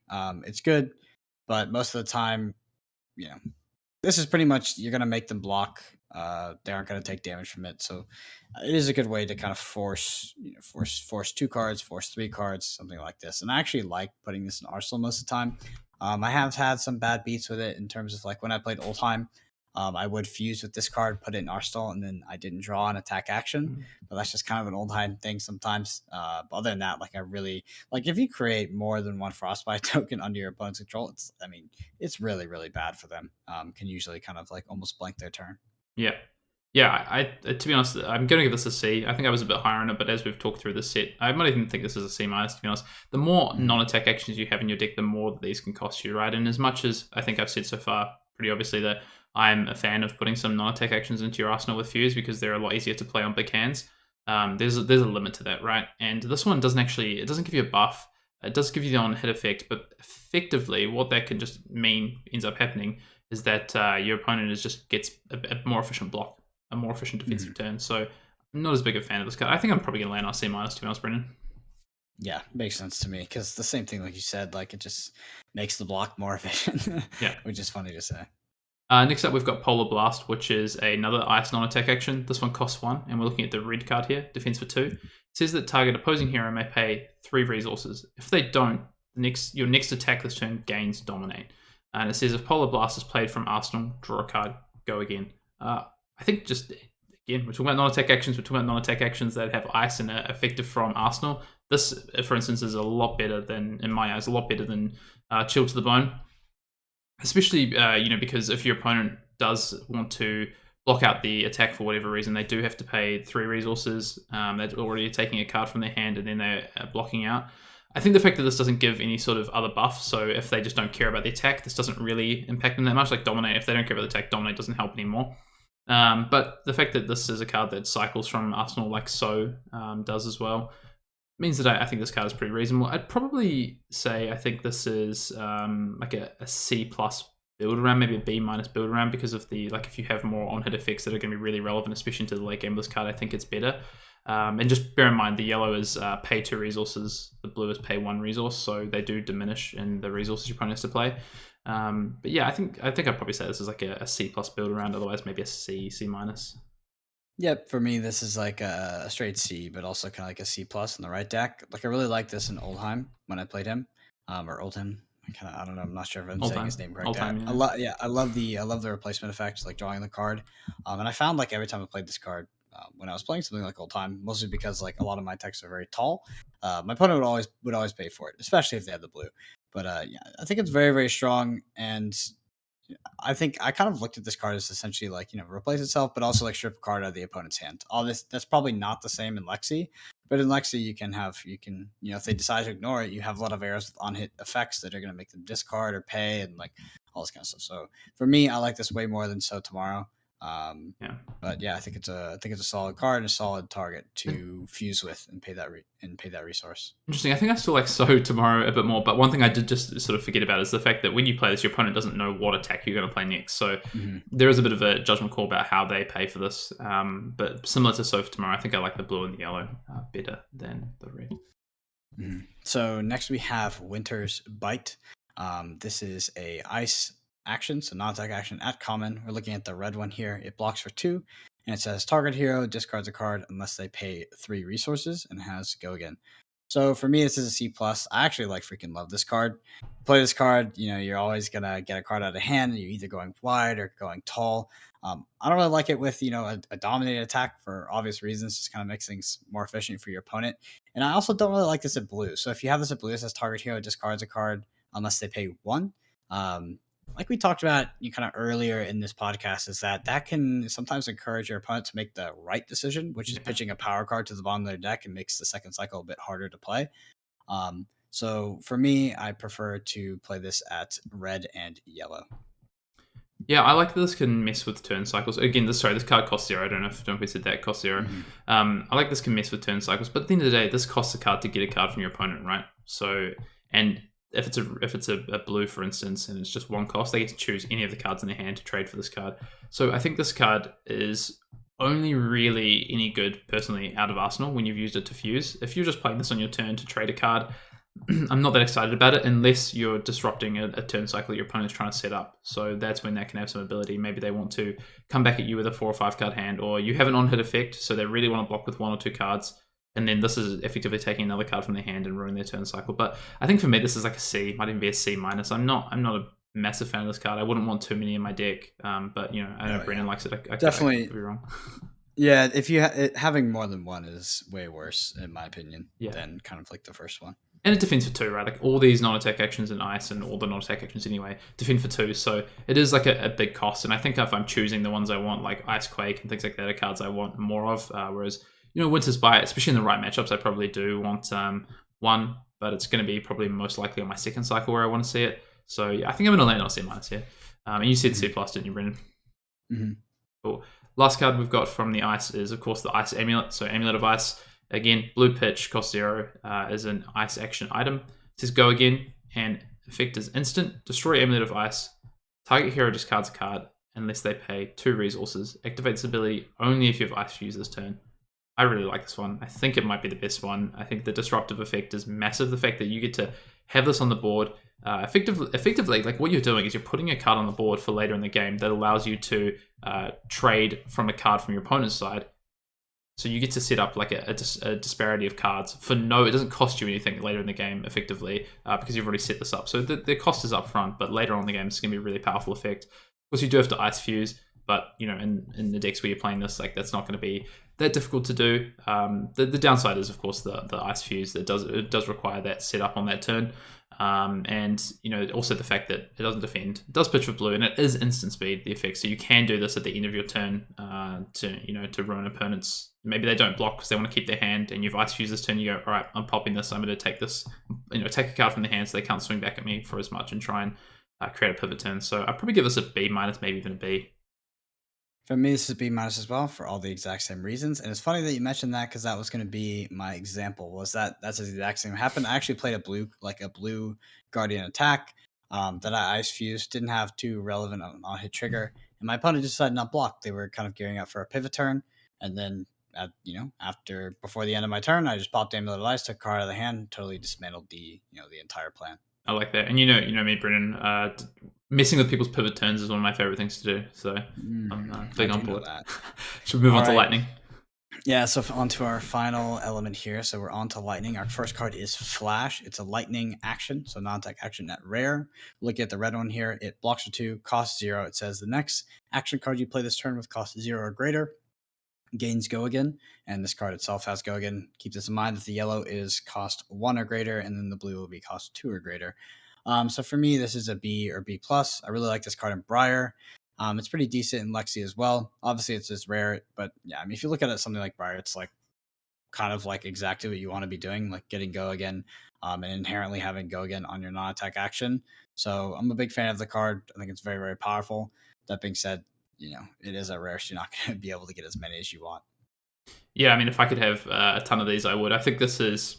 I've got this at a B plus. I think this could even be, to be honest, an A minus for me, and I'll explain my thought process, Brendan. I think this is one of the most exciting cards to me in terms of what I want to be doing in basically any Lexi and Briar deck. So, of course, I can fuse this. Like if I use this as a fuse reveal, I think that's like the perfect situation for me to then set up a 5-card turn next turn. Because as I said before, when I'm setting up a fuse and I'm probably putting a card into Arsenal, I'm probably often using that as a pivot turn. I'm trying to swing tempo. So then to guarantee a card in my arsenal that's going to allow me to play out my 5-card hand, that makes it really difficult for my opponent to just be like, well, I'll just block out this fuse turn, and then you have a dead card in your arsenal that potentially you can't even play out your 5-card hand.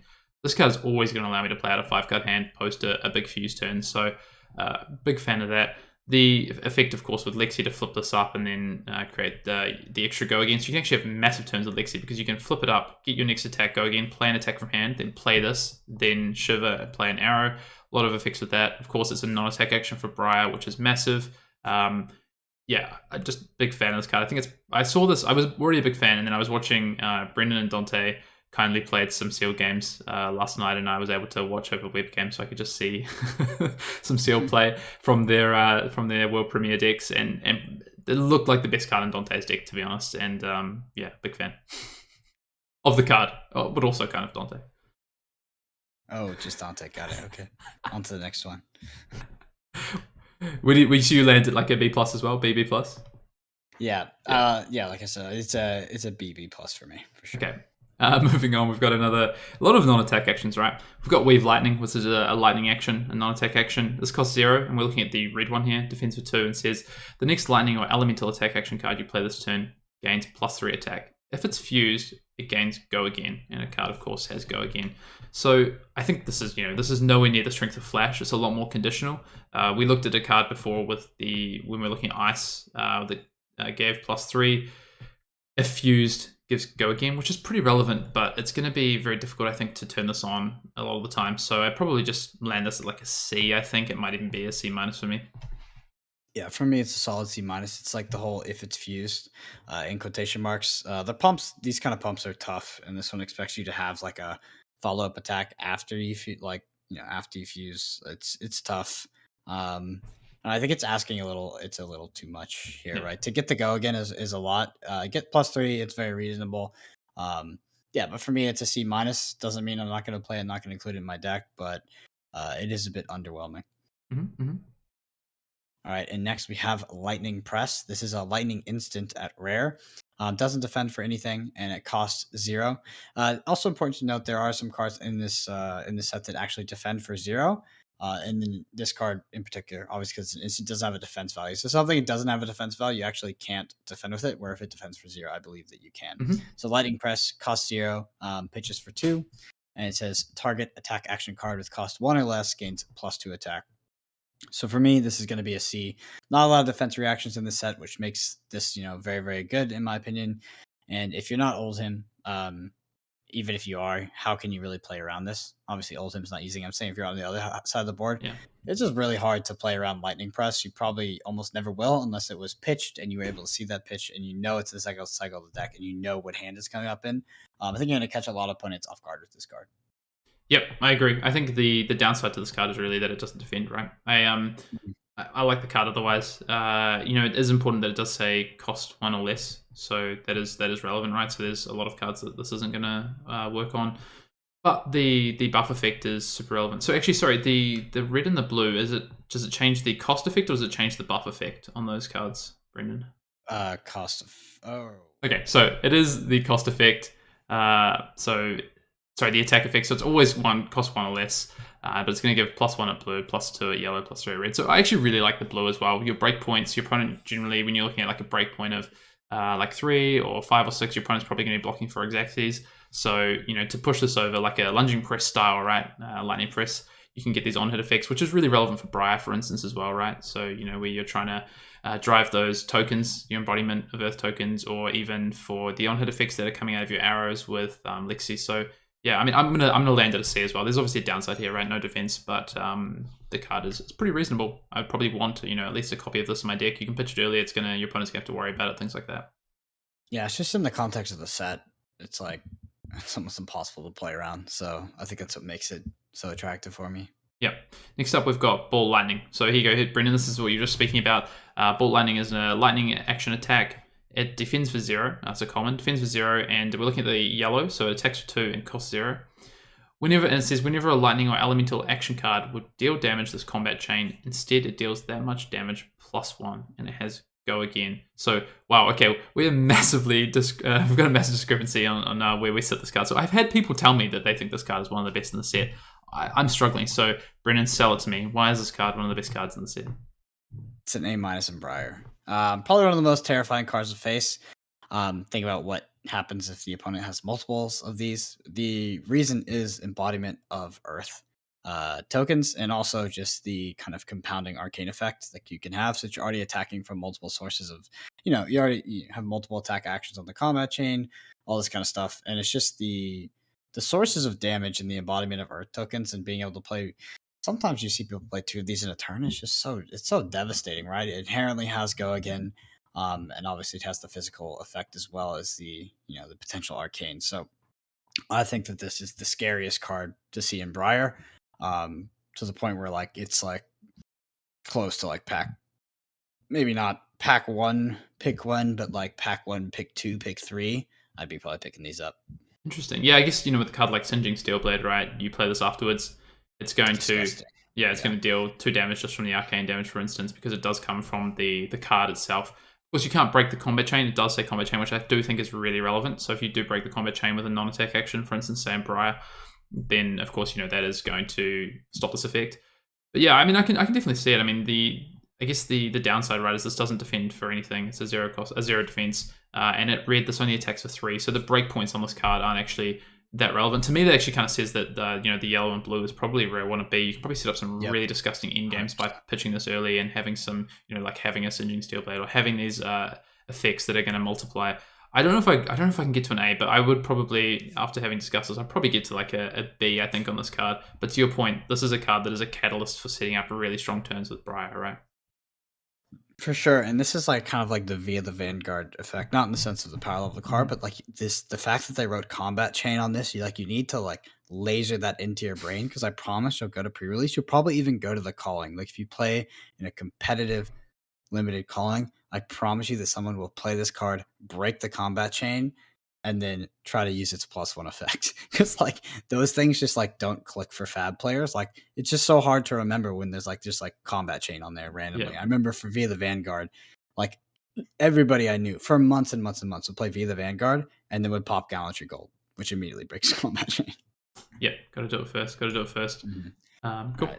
Next, we have Lightning Surge. This is a lightning action attack at common. We're looking at the red one here. It attacks for 4, blocks for 2, and it costs 0. It says if Lightning Surge is played from Arsenal, it gains go again. So for me, this is definitely decent in Briar. If you're using this to Lightning Fuse and you put it in Arsenal, it's definitely something that you want to be doing in that deck. And I really like it, and I especially like it at red at that.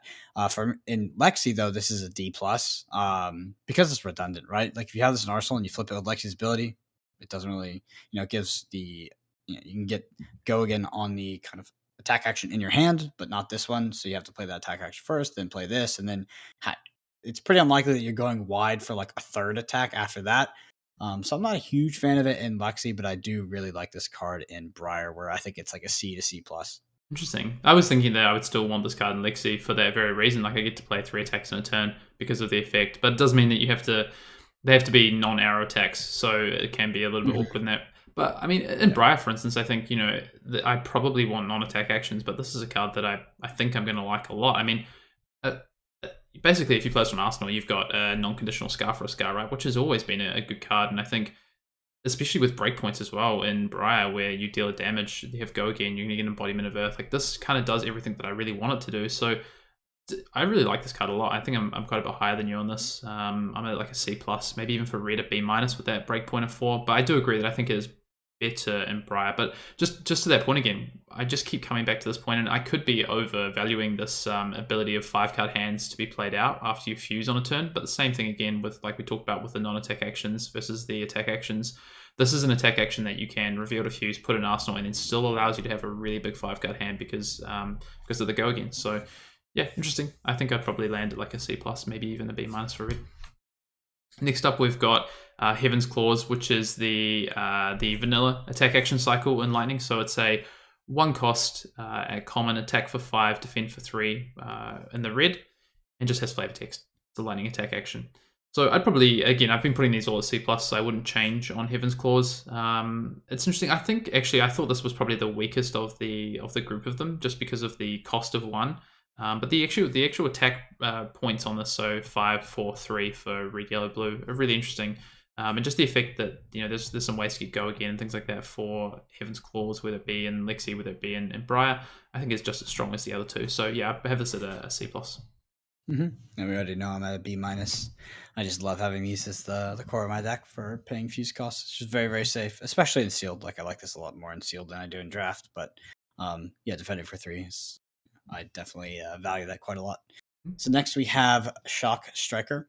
This is a lightning action attack at common. We're looking at the red one here. It attacks for 5, blocks for 2, and it costs 1.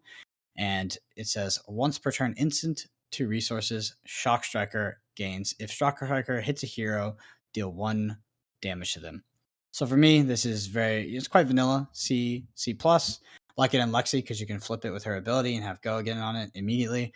And I like it in Briar as well because you can activate the once per turn instant and you can get, if the physical hits, 2 embodiment of Earth tokens. Yep, I mean, exactly that. I think having resource sinks is really underrated. It's not something we really have in Flesh and Blood, a way to sink in extra resources. And with Shock Striker, you have like a really good optional resource sink here. So I would probably say this is a C plus. Yeah. So next we have the Amulet of Lightning, the last in our item cycle. So it's a lightning action item at common. Doesn't defend for anything. It costs 0 and pitches for blue. It says go again, and then it has instant. Destroy Amulet of Lightning. Target attack action card gains go again. Activate this ability only if you have lightning fuse this turn. So for me, this is a C, and I think it's more exciting in Briar decks, but it can help you close out the game and go wide on a turn, which is really important. That's pretty much all I have to say. I mean, I think it's like a decent card to, pay your fuse with, reveal this card. You can put it in Arsenal. Like it's really safe Arsenal slot because you just, clear it out of Arsenal and then you have this permanent on the board. I definitely would like that. I like that about all the amulets. But obviously, it's really the amulet I think gets me excited. So C for me. Hayden, what about you? I agree with most of what you said. I actually think this is better in Lexi personally, because of the ability to play this early and then play a fused lightning attack and dominate it. So to guarantee you get the on-hit effect and then give it go again. So that's I actually think I like this a bit more in Lexi, although of course in Briar, going wide is really important. I just feel like I'm a bit more drawn to some of the Earth side when I'm trying to create those embodiment tokens. I think if I'm playing Lightning, I'm probably playing out potentially multiple non-attack actions anyway and creating a embodiment of lightning. So yeah, I think I like this a little bit more in Lexi, but I again, same. I think this is about a C. I think the Amulet of Ice is by far the best one. This comes in second, and then the Earth one is a little bit behind this.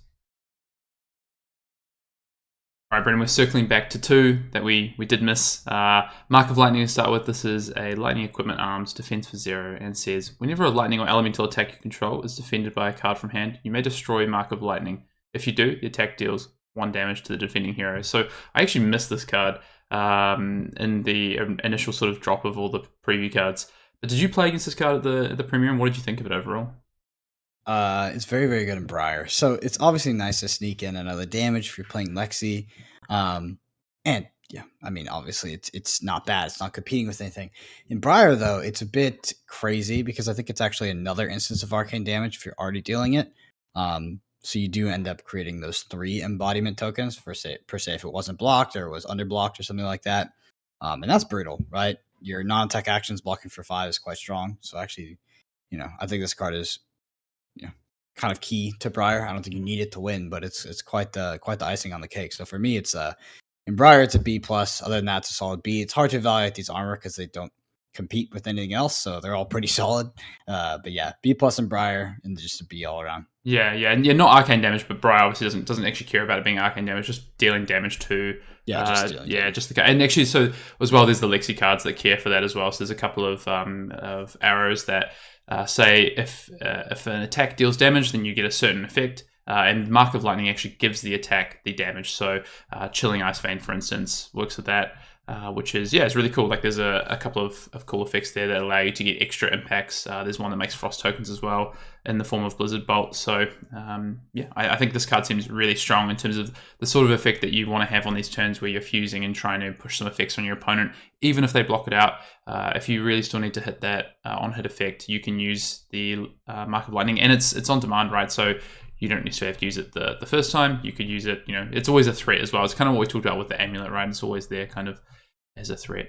Anyway, Brendan, should we move on to the last card in Lightning? Yep, so we have Electrify here. It's a lightning action at common. We're looking at the red one here. It attacks for 0. It's a non-attack action. Blocks for 2. And it costs 1. It says, the next time an attack action card hits a hero this turn, it deals 1 damage to them. If Electrify is played from Arsenal, draw a card, and it has go again. So I just want to quickly touch on, just kind of reiterate on that concept you said there. There's a lot of cards in the set that say deal damage. So this actually adds the damage onto said card. I think this will probably be the most missed thing in pre-release, is that we're very used to on hit effects. So like the card needs to hit, but this just means, it says deals damage. So things like the armor piece or like Electrify actually trigger those effects. So really, really important to keep your eyes out for that. And yeah, I think that Tales is a set where, reading the card is going to be huge. We'll probably have to do it many, many times. But for me, Electrify is a C. I think that's, it's definitely bordering on C+. It's just exactly what you want to have for a lot of these cards. A lot of these things, like Briar, that's you will create that extra token, but also Lexi, we're going to get those sort of on hit effects, but instead they're deal damage effects. And Electrify is going to help you do that. The red one also does 3 damage to them. So quite good in the end game. And of course, it replaces itself like all the other cards in the cycle, similar to this. Yeah, like so. And yeah, I mean, Electrify, so the first time I looked at this card, I actually thought it was pretty average. I thought it was the worst of the cycle of the play from Arsenal sort of fuse targets that give you a buff and allow you to draw that card. But actually, I think Electrify might be one of the better ones. I still really like So. I know, Brendan, you're a bit more down on So than I am. We talked about that in the Earth cards. But Electrify, the ability, I think blue, so we talked about blue, obviously dealing 1 damage. I actually really like that effect because to get all these other effects we talked about from those, the deal damage effects from cards, blue is going to be perfectly serviceable. All you need to deal is 1 damage in order to get that extra frostbite or get that extra token, whatever it might be, from, embodiments. So get that extra, embodiment of Earth. So I really like Electrify, probably blue and yellow primarily, but of course then red just as a huge threat if it hits, right? And if you combine it with something like Lightning Press to push over the damage, you could be dealing extra 5 damage at instant speed, which is, there's not a lot of ways to necessarily interact at instant speed that aren't face up. So something like Lightning Press can even compound what that card's already doing. So I'd probably give this a C+, maybe even a B- in the right deck, but I'd probably stick around a C+. Move on to the elemental cards. So we've spoken through the 3 elements, and now we're going to move on to effectively what are the generics of the set in elements, the elemental cards themselves. So this is where a lot of our fusion is going to come in. We've talked about a lot of the fuse enablers in the elements. That's where you're going to find them. So all these non-attack actions and these attack actions that are elements, so earth, ice, and lightning, that allow you to actually enable a lot of these cards that we're going to talk through here. And we're going to start with Entwine Earth, which is a 2-cost attack action at common, an elemental attack action, defense for 2, and at yellow, which is what we're looking at, attacks for 5. So it has Earth Fusion. So I'm going to read this for the first time. As an additional cost to play Entwine Earth, you may reveal an Earth card from your hand. And if you entwine, if this Entwine Earth was fused, it gains +2. So all of these, it's a tricky one there because of Entwine, obviously, but all of these effects, all of these attacks have, fuse effects that give them a buff. So this one, to be honest, we're starting off with one of the weaker ones. I think this one is just very vanilla. I mean, at red, it's a 2 for 6. If you do fuse it, it's coming in for 8. But no on-hit effect and defense for 2 is not necessarily where I want to be, or no buff effect. So I think I'm probably giving this like a C-. Yeah, for me, this is a D plus. I think these elemental cards are tough to evaluate. They don't feel very good right now because they don't work as fuse targets and they don't block for three. Seems like a lot to ask. I just know like both in well, I can really only pull from my sealed experience in draft. I was definitely not picking this up. Maybe there's an archetype where you prioritize elemental attacks like this, but in sealed, like you were, if you were playing 30 cards, you're really trying to add as many, if you're playing, usually playing dual element size, so you try to add as many kind of like earth and ice targets while keeping your, your elemental class cards up that block for three and actually do sometimes quite a bit more than this. But 2 for 7 or 2 for 8 is quite nice. But that being said, like it just seems kind of linear and limited to me. So I'm not too big of a fan, but I'm willing to be at least one grade wrong on this one. So D plus for me for now. Yeah, I mean, if there's only so many elemental attacks you can play, only so many cards that require fuse but 100%. don't help you fuse. So you've got to really balance that. And this is, to me, one of the weaker ones, I think. Mhm. So next we have Entwine Ice. This is an elemental action attack at common. We're looking at the red one here. It attacks for 5 and it blocks for 2. It costs 1 and it has Ice Fusion. And it says if Entwine Ice was fused, it gains Dominate. So for me, this is a C minus. I think outside of a win con and not a very good win con at that, it's very weak in my opinion. But obviously, like if we look back to Monarch, we played things like overload with Minnowism or overload with Warmonger settles as win conditions because just, that little bit of dominant can really squeak you over, especially in a 2 block format. So if you don't have a lot of win conditions, I would absolutely play in Twine Ice. Other than that, I probably see myself cutting this card quite a bit. What about you, Hayden? Yeah, I think I had this a slightly higher, but the more I think about it, I mean, you have a lot of Dominate in old time anyway. You have a lot of Dominate with Shiver and Lexi. So having this as a win condition, I guess, is actually not that strong. And you also, it's not just a win condition you can draw and play. Like you have to set this up because of the fusion. So I think I'm gonna land with you. I'm gonna go with a C minus. And to be honest, maybe the more I look at this card, of course, the like just at a base rate, 1 for 5, 1 for 4 yellow, etc., is reasonable. But I want those kind of cards to ideally be like Heaven's Calls. I want them to be enablers, not payoff cards. And I think the payoff on this card is actually a lot lower than I thought it was. So to be honest, I might even be a D on this. I think I'm gonna go D plus. I think this card That is that that worse than I is thought. probably where I land, to be Yeah. honest. I think that I had like D in mind, and You saw my grade? I saw your grade, and I was like, he thinks this is a C plus. I must be wrong Yeah. because these cards, like even when I was opening them sealed, I was like, it feels so greedy to play like these elemental non-fuse target cards that block for 2 and just kind of like, I mean, 5 dominate is really not that exciting. Um and Twine Ice in particular really felt like you were, I don't know, you were asking for a lot playing this card. Yeah, I think this might be worse than Earth. But anyway, let's Yeah, let's it talk is. about I think it is. let's talk about Entwine Lightning. So, in Twine Lightning is again a elemental attack action. It costs 0 at common, and we're looking at the red one here, which attacks for 4 and defends for 2. It has lightning fusion, so as an additional cost, you can reveal a lightning card. And if Entwine Lightning was fused, it gains Go again. So this is a lot more exciting to me than Dominate. I think in a format where it's quite easy to get Dominate, and probably I want to use Dominate on those kind of effects as a win condition. For the lightning side, a 0 cost at attack for 4 at red is like a reasonable. It's like a worse wounding blow from Welcome to Wraith, so that's okay. But then the effect that you can fuse this and get Go again. The cool thing I really like about this card is that it allows me to play my card I just revealed for fuse straight afterwards. I don't have to Arsenal it. So some of these cards that feel a little bit more dubious that we've talked about being able to play from Arsenal is less exciting. You just get to play this card straight away, which I really like. So I'm probably sitting at like a C plus on this card.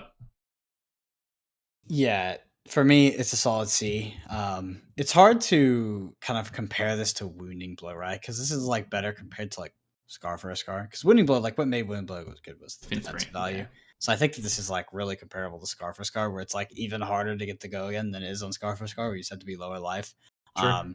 But yeah, it's a C for me. Like I said, you can't really have. I feel like you can't have a lot of these elemental attacks that are not going to be targets for fuse and also not going to block for 3 like your class cards in your deck.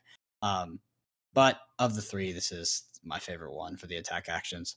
Yeah. So next we have my favorite card in the set. It's going to be Invigorate, and it says we're going to be it's an elemental action, so non-attack action at common, blocks for 2. We're looking at the red one here. It says the next attack you fuse gains +4. It costs 0 and it has Go again. So for me, this is going to be my D minus of the set. Almost feels like an F in sealed. You have to fuse, or this does absolutely nothing. It's better in Briar because it counts as a non-attack action. Maybe you create that embodiment of lightning token. But yeah, I mean, this is a D minus. I think that you can play these in draft or something like 0 for +4 is quite nice. But in sealed, this is about as close to an F as it gets.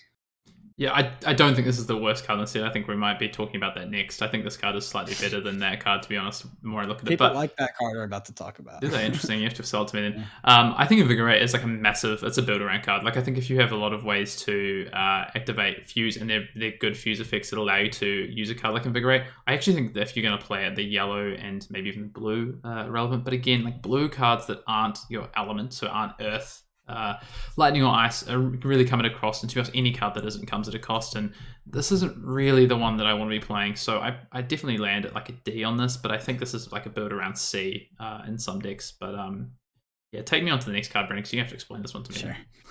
yeah, I'll even read it out for you. Please, So please. this is rejuvenate.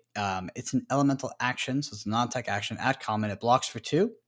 And it costs 1. It says gain 3 life. If you have Fuse this turn, you may play Rejuvenate as though it were an instant. So for me, this is a D at best. Life gain is not as good in this format as Welcome to Wraith, unless you're playing against Briar. So life gain is okay. In that this is something that we could actually be wrong about. That is the one silver lining for me, is that life gain could be good against Briar because there is some sort of inevitability because you literally can't block that damage. That being said, to compare this to something like Sigil Solace is apples to oranges, right? And sorry, no, not apples to oranges. The opposite of that. They're just not even close, right? Because something costing 1 is infinitely more expensive than something costing 0, like Sigil, which is just inherently an instant. So I would say maybe this is a sideboard card against Briar, but this is the memorial ground of Tales of Aria for me. This is my F right here.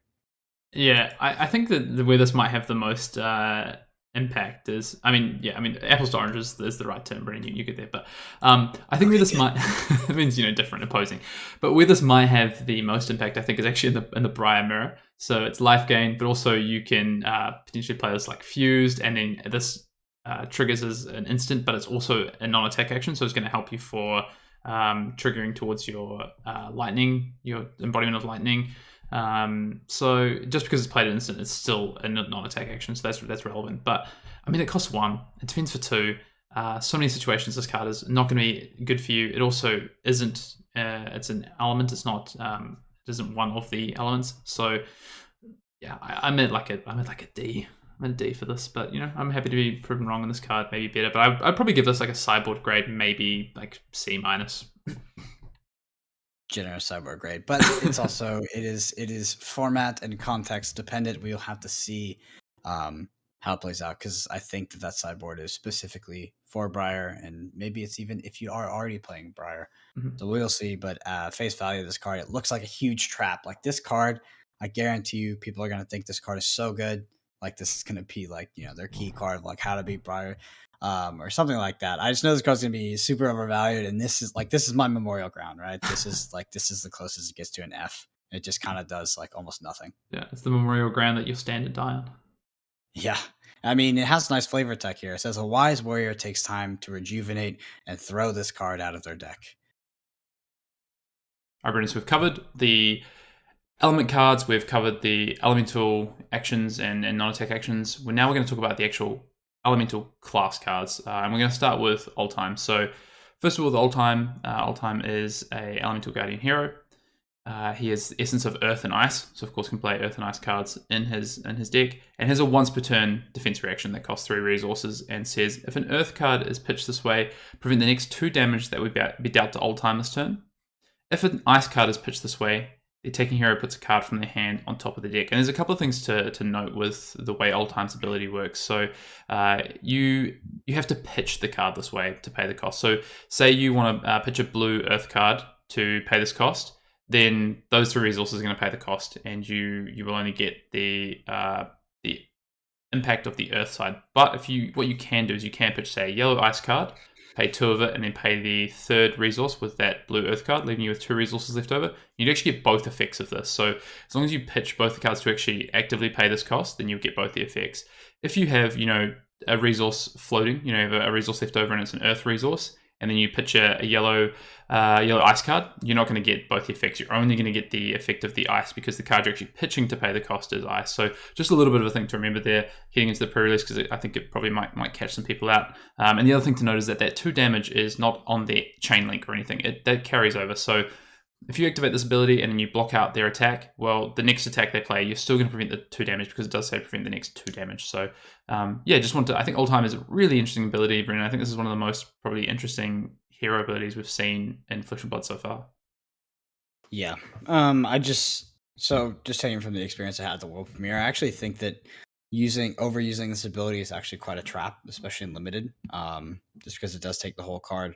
Obviously, there's scenarios where you're gonna be eating a nasty on hit effect or some unblockable damage, and this can help quite a lot. But I think the players that were prioritizing using this, because it's very attractive, right? You're like, oh, okay, this is his ability. This is what he's supposed to be doing. I found that while you can use that ability as a resource, it's actually not core to what Oldhim wants to be doing most of the time, especially if you have like a solid blue base and like, some aggressive cards. You'd probably be rather keeping up the tempo and, mostly coming in with on-hit effects if you can on your turn. So I think it's quite dangerous to use this ability too much and not when it's extremely relevant. But yeah, if your opponent's going to pivot turn, you're able to put a card on top of their deck. Quite nice. And also, unblockable damage or on-hit effects, stopping that 2 damage is really, really good. But I think using this economically is kind of the correct choice. Yeah, I mean, if you look at a card, we just talked about, previously in some of the sections like Lightning, we talked about a card like Electrify. You can actually stop that effect, right? You can prevent that damage so that then they don't get if it's Briar, they don't get the embodiment of Earth. They might not get another trigger off a different card. So there's a lot of things that Oldhim can do, but I think it's about timing, right? Timing this card to use the ability at the right point in the game, and that's going to be difficult. I mean, you could probably go a game using it. I would say, how many times a game are you using it? Once? 0 to 1, yeah. Okay. Usually, I know, which is crazy because I have actually I think most players were in kind of the 0 to 1 boat where I saw some players that would use it 5 to 6 and usually didn't work out well. Yeah, I think it pairs really well with, and we're going to talk about these cards, some of the defense reactions, because you can both. You can get both effects potentially from what Oldhim does. You can be pitching 2 cards and be playing a defense reaction plus getting both effects, which is actually a card up in your favor, which we'll talk about. But yeah. Mm-hmm. Anyway, Brendan, should we move on to the first card? Yep. First card. So the first card we have is Glacial Footsteps. It's an Elemental Guardian action attack at common. We're looking at the red one here. It attacks for 10, blocks for 3, and costs 6. It has Ice Fusion. That's so you can, by the way, that is so you can reveal the ice card, and we've talked about it a little bit. And it says, if Glacial Footsteps was fused, it gains Dominate. So, of course, the red one is for 10, the yellow one is for 9, and the blue one is for 8. So for me, I actually think that this is kind of close to a B in Oldhim. Obviously, it's just raw damage, so it's not incredible in the early game, but 10 Dominate is a fantastic way to kind of close out the game. It's also a great way to, push damage when you need to. And I think that this card is feels very bread and buttery to what Oldhim wants to do in certain archetypes. I think there's certain archetypes that want to be kind of going tall more than others. And I really, really like Glacial Footsteps. I think that if you're going to play this card in sealed, you definitely need to have the blues to do it. Obviously, you want the Ice Fusion targets as well, but I think it's a bit of a trap to try to play this if you haven't really opened the correct amount of blues, because could be quite hard to get off and just be very, very clunky. And this card definitely quite dangerous to Arsenal, especially if you don't have the resource base, because that can just totally get stuck in there if your opponent decides to kind of turn up the heat when you decide to Arsenal this card. Yeah, you need to make sure you have good ways to clear it if you're thinking about it, or that you've got such a life buffer and built that you're going to end the game or push this damage in a certain way that you just know you're going to be able to do it. So second cycle is going to be more helpful there. How many blues did you actually play in your deck, Brendan? How many do you think you need to be on? I had an obscene amount of blues. I think I was somewhere between 10 and 15 blues, maybe a little bit more. It was so good. I had one of the best Guardian pools I've ever seen, to be honest. I had these kind of red attacks in Glacial Footsteps, and Mulch and things like that. And then I had just solid blues that block for 3. And then obviously my fuse cards as well. Yeah. But yeah, in terms of the ratios, I'd have to defer to the math expert on the line here. Well, so if I look at Welcome to Wraith and I think about Guardian, where of course you wanted to have an average of 2 blues per hand, so you could do things like Anathos pretty effectively, or ensure that you could actually play your attack actions. I think it's pretty similar, to be honest. There's a lot of high cost attacks here. You do have the hero ability that does probably demand a blue or a combination of a blue and a yellow. The attacks are pretty reasonably costed, so I would say you probably do want to be sitting around like 14, 15 blues ideally and sealed for from all time. I think it's gonna be pretty similar. I think as well a card like Glacial Footsteps has like a lot of power, and you want to make sure that when you draw these cards, you can play them. For some of them, maybe you've got a yellow Glacial Footsteps or a blue Glacial Footsteps, and you can pitch that and you can play it on your second cycle. But it's really hard to play red cards on second cycle because it is harder to pitch a lot of red cards. So do need to be aware of that. But I mean, these elemental cards, these elemental class cards are powerful, and they should be, right? Like they're the hardest cards to play in theory, right? They're in only one class. They require you to fuse to get the ability. These should be more powerful cards. They just require more setup. So again, like we talked about with these sort of generic elemental cards, the amount that you put into your deck can, you've really got to balance it. The more you put into this deck, the worse they actually get, because that means less element cards to actually fuse with them. So yeah, I would say probably I'd give this like a B-. I think. I think the card is really strong, but again, there's only so many slots for these kind of cards. But this is one of the better ways to end a game, right? Sure.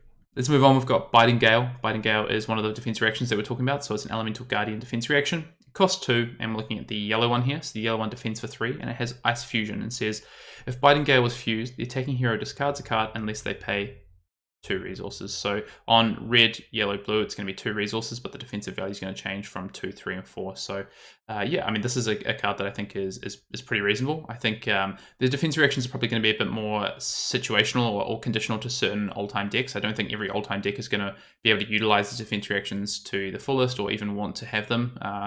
They can take away maybe from, if you've got, we just talked about a card like Glacial Footsteps, which has like a really high sort of, I guess, restriction cost and the amount of blues you need, the amount of like cards to fuse with it that you want. So having this Biting Gale again is another non-element card in your deck, right? So it is a cost, but there are some really cool things that you can do with these defense reactions with the hero ability like we talked about. So I'd probably give this a C, maybe a C plus for the red. I think the red can mean that, with a 3-card hand to pitch this, you can use Old Time's ability for both effects and get this out of the way.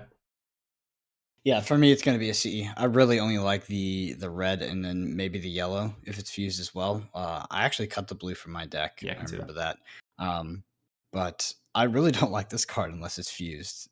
Especially, at least, I mean, I think it kind of depends on your old time build and also depends what you're playing against. But 2 for 4 is really expensive, and if you're not getting the effect here, it's way overrated, in terms of the cost that you're paying.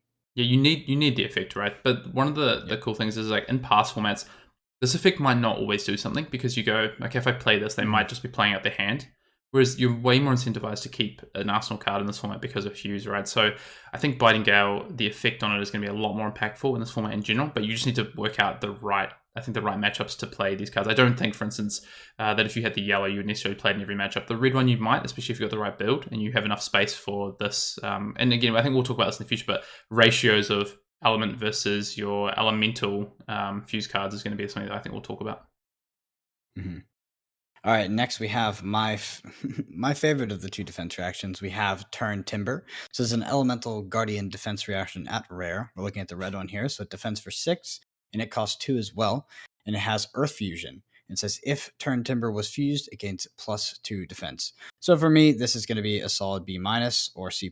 Obviously kind of depends on the color. I actually think the blue one here is quite serviceable. It's actually pretty reasonable. We'll end up blocking for 6 if you get the Earth Fusion. I think if you're not able to fuse this card, it's still, it's still reasonable. It's still playable. And it's not the worst card in your deck, where for Biting Gale, it kind of feels like the worst card in your deck, especially if you're not able to fuse it.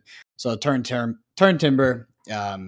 it's a B- C+ for me. What about you, Hayden? B- for Turn. Okay. I think I like it more than Biting Gale on the face of it. Sorry, Biting Gale. Yeah, Biting Gale on the surface of it. But I actually think that Biting Gale might surprise us about how impactful that card is, just given what we talked about before about 5-card hands and how people want to structure their turns. But Turn Timber defends more, right? It's going to be better against, the old-time mirror, for instance. It's going to be better against these dominate effects. It's always going to be for a higher rate. So, 2 for 6 at red, even 2 for 4 at blue, like you talked about, and you can turn it into 6. I think that's massive. I think Turn Timber works better with just a sort of standard old-time deck, but I think maybe Biting Gale works better with using Old Time's abilities. So we'll have to see. I would give this a B- as well. I think at the moment, I think it's going to be better than Biting Gale, but it's one that I could be surprised about, and maybe Biting Gale ends up being as good, if not better. Mm-hmm. Next, we've got Entangle. Entangle is an Element Guardian attack action. It costs 3 and defense for 3, and we're looking at the blue version, which attacks for 5. It has Earth Fusion, and it says if Entangle is fused, it gains, if this hits a hero, their first attack during their next turn is -2. So very similar to a Guardian card that we've seen in Welcome to Wraith that did a very similar thing. I think again, just the amount that you can play of these elemental class actions, I think is really going to hurt you. So I think Entangle actually one of the worst ones we see with Guardians. So I think the card's fine, but I would probably, this would be one of the first cuts if I'm cutting fusion cards in my deck. So I'd probably just give this a solid C, I think. Yeah, so for me, it's also a solid C, for pretty much the exact same reasons. I think that, if you have an Earth base, this can definitely put in some work. Like, there's a card that is kind of, more powerful in terms of on-hit effect in Mulch, which is also an Earth Fusion card in Guardian. But the fact that this costs 3 is like, it's so much more ideal than costing 4. Like, the 4 cost, it just kind of really blows in this format, especially because it's really hard to make the seismic. You can, but it's just really uncommon. So 3 is generally where I want to be. 3 or 6, kind of these, very nice numbers to be paying for effects. So while Entangle is not the most powerful effect, it does feel very decent in my deck. And obviously it's a solid block 3. So I'm actually kind of looking at the blue here quite often. Mm-hmm. For reds, I'm usually more going on like the Glacial Footsteps and yeah, I mean, just attacks like that have more relevant effects. Yeah, it's a, you think about this at red, right? It's a 9 damage swing with the fuse Mhm. effect. It's 7 attack plus a potential -2 to your opponent's first attack. So 9 for 3. That's a pretty good return, right? So I don't think it's anything you can say this card isn't good. I think it's just solid. Mhm. All right, so next we have Mulch. This is an Elemental Guardian action attack at common. We're going to be looking at the red one here. So it attacks for 8, blocks for 3, and it costs 4. It has Earth Fusion. It says if Mulch was fused, if Mulch was fused, sorry, it gains, if this hits a hero, put a card from their arsenal on the bottom of this deck. So it has that disable Mhm. kind of card text on it. So for me, this is a C plus, mainly because the cost is so bad. Like 4 is just, it always demands 2 cards, and if you have like a solid blue base, you're kind of just giving away 2 resources. Other than that, like obviously, I love the effect. Like most people you play against are going to have arsenals, no matter what the class is, because the fuse mechanics, encourages people to arsenal. So Mulch is very good in that sense. But for me, the 4 cost is a bit more. So it becomes, it's like a C plus. I think that the effect for me is like a B minus, or even a B, but the cost brings it back down to earth and puts it at C plus.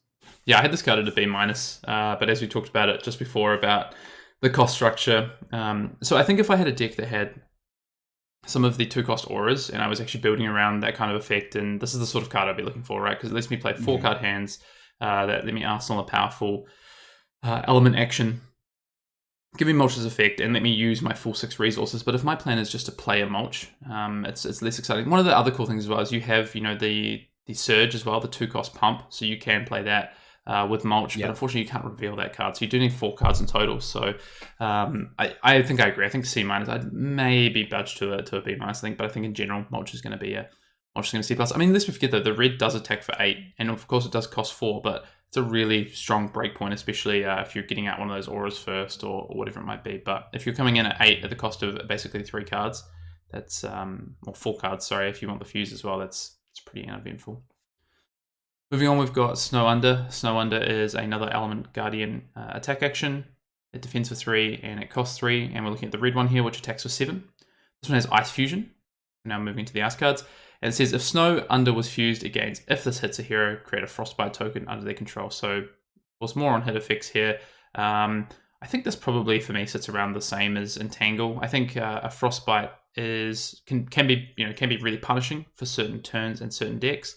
But at the same time, also, sometimes it can just be nothing. It can just, one by itself can just be nothing for some turns, Let's use an example. The opponent has a blue card and wants to come up with a 2-cost attack. A Frostbite in that instance is doing very little. So I think this kind of is just going to be okay. Again, like to Brendan's point, I really like the idea of these 3-cost cards that can just hit you. Like, a Raging Onslaught's always a good card, right? And that's what this is at its base level. So it's no worse than a C, but I think it probably is just a C.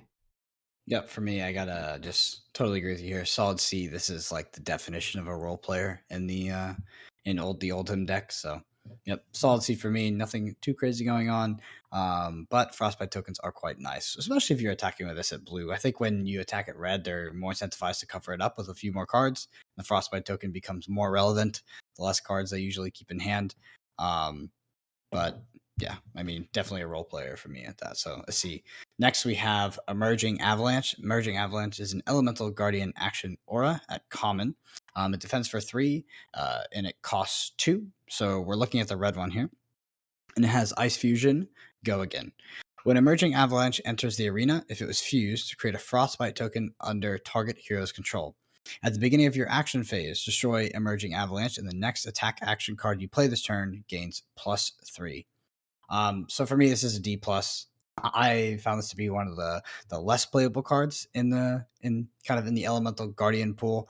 But it's a good blocking card. It's a solid blue base. I think it's pretty rare that you're going to get this off. I'd be I think I'd only really play the red one if I was like drafting that archetype. I don't know how viable that is, but or if I absolutely had to in sealed. So for most of the time for me, this is going to be a blue, and it's going to be mostly a blocking card. So D plus for me. Yeah, I think I'm about the same. I was really excited when we saw these auras. I was hoping there was going to be a bit of an archetype that you could build around, and I think there is. Like we just talked about it with, a card like Mulch that costs 4. You get to play these auras that give you the added benefit effect of next turn. And it is important that the buff, so the +2 attack that you get next turn is any attack. So it's not like it doesn't need to be a guarding attack. It's not like emerging dominance and those kind of cards from other sets. But in saying that, it is something that your opponent can see coming. It is face up if they're able to put pressure on you or create frostbite tokens or whatever it might be, or maybe they're Briar and they're able to set up multiple embodiment of Earth. It does make this card a little bit worse. So I'd probably give this a D plus, I think, but I think there is a build around grade, maybe of around like a C plus in certain decks. But I think the next card we're going to talk about is just probably doing a better job of what this card wants to do. So move on to Strength of Sequoia. So Strength of Sequoia is another Elemental Guardian action aura. It costs 2, just like Avalanche as well. Defends for 3, and if we look at the red as well, has Earth Fusion, so it's the opposite side of Avalanche. It says go again, and when Strength of Sequoia enters the arena, if it was fused, create a Seismic Surge token.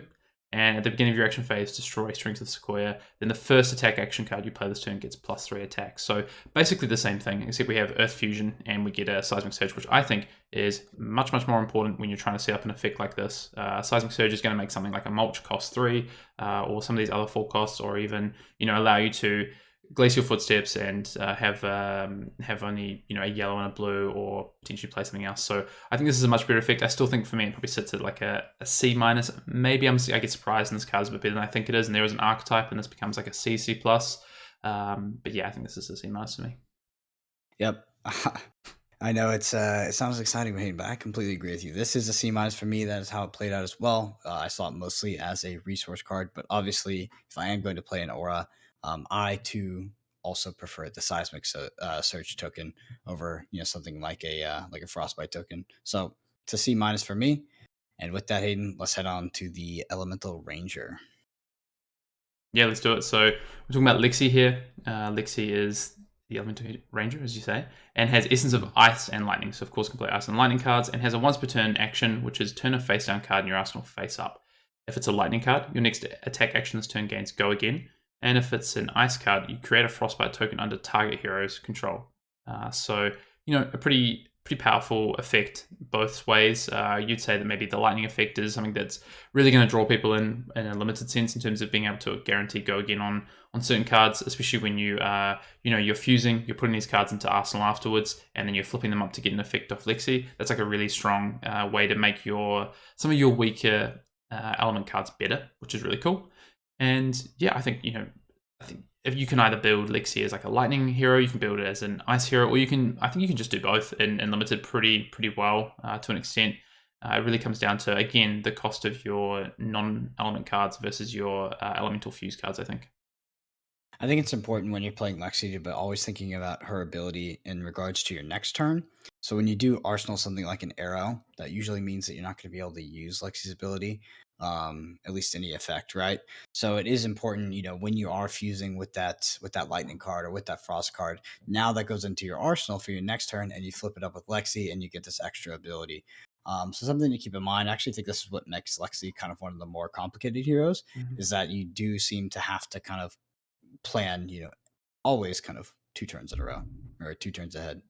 Yeah, or even a cycle ahead, right? Because you might need to be Yep, pitching the. exactly. You're going to know what you're drawing later in the game, in theory. So if you're pitching, the right cards to set up to have this, plus then draw into the arrow, that's going to be relevant. That can be huge. That's why also as well, I think reload is really important in Lexi, a lot more important than I thought it was, because you actually don't want to be arsenaling an arrow at the end of your turn. You want to be arsenaling something like a polar blast or an ice quake. These cards that are ice cards or lightning cards that have an effect, and then you want to be able to probably still on some turns get 2 arrows into your arsenal, and Shiver's only going to help you with one. So, Mhm. speaking of Shiver, All right, and next we have Shiver, which is an elemental ranger weapon bow two-hander. It's a token, and it says once per turn, instant for 1 resource. You may put an arrow card from your hand face up into an empty arsenal zone you control. If you do, choose one. One of the choices is it gains +1 until end of turn. The other choice, it gains dominate until end of turn. So Shiver, extremely powerful. I think honestly, this is more thematic for what Lexi wants to be doing, I think, than her hero ability. Like a lot of your playstyle is actually kind of centered around Shiver. The question is like when to dominate, when to +1, right? Like you dominate for effects, you also +1 to get tempo and get cards out of your opponent's hand. Important to note, though, one thing for pre-release is that this is an instant. So if you do end up going second and you don't have to block with 3 cards from hand, you can actually use this ability and get an arsenal card on turn 0 of the game, even if you're going second. yeah, if you're playing into Lexi, you probably want to be going second, to be honest, or you want to make sure you don't allow them to have 2 cards left in their hand at the end of turn. You just want to, attack with, use 3 cards, arsenal your last card, take 3 cards from their hand if you can, which isn't always going to be easy, but yeah, I mean, Shiver is a powerful weapon, and it needs to be really. You look at the fact that Lexi is the only hero in this set that doesn't have a weapon that attacks. That's really relevant. That always causes, I guess, concern or issues around people asking about, does that mean fatigue is like a real viable option against Lexi? The issue is you have dominate on a stick with Shiver here, right? Like there's so many ways to gain evasion with Lexi that I think trying to fatigue a deck that, despite not having a weapon, just has this access to always be able to push damage through turn after turn. So yeah, Shiver's massive. I think it's all about how you use it, right? It's about whether you should be using the dominate on a certain turn, or whether you should be using a +1, and actually thinking about the cards you're pitching to work out in the in game. Okay, well, if I'm drawing these hands back in the in game, what do I actually want my Shiver to be doing? Because obviously, can't do the best of both worlds, but it can give you one, and probably the one that you need. It's just working out whether that's going to work with the other cards that you have. Yep, in true classic Ranger fashion, you're gonna have to always pitch for a second cycle of the deck and stack an end game. That's the The fun, the though. wins seemed yeah the wins seem to never come free. Well, to be fair though, I think with Lexi, some of them might come a bit easier when you can just run over your opponent with some of these really strong Yeah. lightning decks and the ability to just continually dominate turn after turn. Anyway, let's move into the actions. So we've got Cold Wave to start with, which is an Elemental Ranger action. It's an arrow attack. So as per usual, arrows can only be played from Arsenal and only if you control the bow. This one defends for 3, costs 1, and we're looking at the red one, so it attacks for 5 and says Ice Fusion. And if Cold Wave was fused, cards and activated abilities cost opposing heroes an additional 1 resource this turn. So important to note, that's on the turn that you are attacking with Cold Wave. It's not their opponent's next turn, it's the current turn. So that's going to impact, Old Time's ability, that's going to impact defense reactions, that's going to impact some of the equipment. But that's kind of a bit of this card feels pretty underwhelming to me and limited. All the other effects that come from basically all of the other Elemental Ranger arrows feel a lot more impactful. So I'd probably say that, to be honest, this is like a C minus for me. I think just at base rate is 1 for 5 at red, right? And that's not really where I want my arrows to be. So I'd probably say a C minus. Yep, definitely C minus for me. I've played with it as well. It just doesn't feel overly great in the limited format. It seems like maybe it was more built, kind of a card created for constructed. Yeah. But yeah, C minus for me. So next we have Snapshot. This is an Elemental Ranger action arrow attack at rare. We're looking at the red one here. It attacks for 4, blocks for 3, and costs 0. Has lightning fusion and says if snapshot was fused, you may activate abilities of bows you control an additional time this turn as though they were an instant. Hayden, let me hear your thoughts on this one. I think this card's really good. I think you're not going to want a ton of these, but again, it's a rare, so you're probably not going to get access to a ton. But this is going to be how you enable some really big 5-card hands out of Lexi by getting to use Shiver twice. So we already talked about starting with a lightning card in your arsenal or a frost card, ice card, but specifically a lightning card in this instance. Giving go against your next attack, using Shiver's ability to put snapshot in, coming in, fusing it, getting to use Shiver again, just being able to set up these really big 5-card hands. You can have some massive turns. And of course, on that second attack, or even the first attack, you can be giving these attacks dominate as well. So yeah, I mean, probably for me, I think this is like a B plus probably. I think this is the kind of card that I want to build around. It is actually going to help me win games, I think. Yeah, for me, this is a solid B right now. Pretty much for every reason you said. I haven't. I feel like I have to get my hands on this card and kind of play with it more to see what its ceiling is. But at the base, it does look like a relatively strong card, and obviously being able to use Shiver twice if you can utilize playing 2 arrows in a row, is quite nice. But it does seem like it might be a little bit hard to get go again on those arrows specifically. Yeah, it's probably going to come down to, I mean, like an Amulet of Lightning feels like a card that could be relevant with these turns, or you've got like Flash cards like that. Like if you have Flash, so yeah, I mean it's gonna be interesting. I think this is a card that feels like it's a B kind of level, but if you put the work in and you have the right build, this card could easily be an A, right? Like I think some of the other classes, there's some A's that I think are a lot cleaner. This one is like a B, but I actually could see legitimately being an A, so it will be super interesting. Moving on, we've got Blizzard Bolt. So Blizzard Bolt is another elemental ranger attack action arrow. It costs 1 and defends for 3. And at blue, it attacks for 3. And it has Ice Fusion. And says if Blizzard Bolt was fused, whenever an attack deals damage to a hero this turn, create a Frostbite token under their control. So we've talked about some of these cards with a card like Electrify.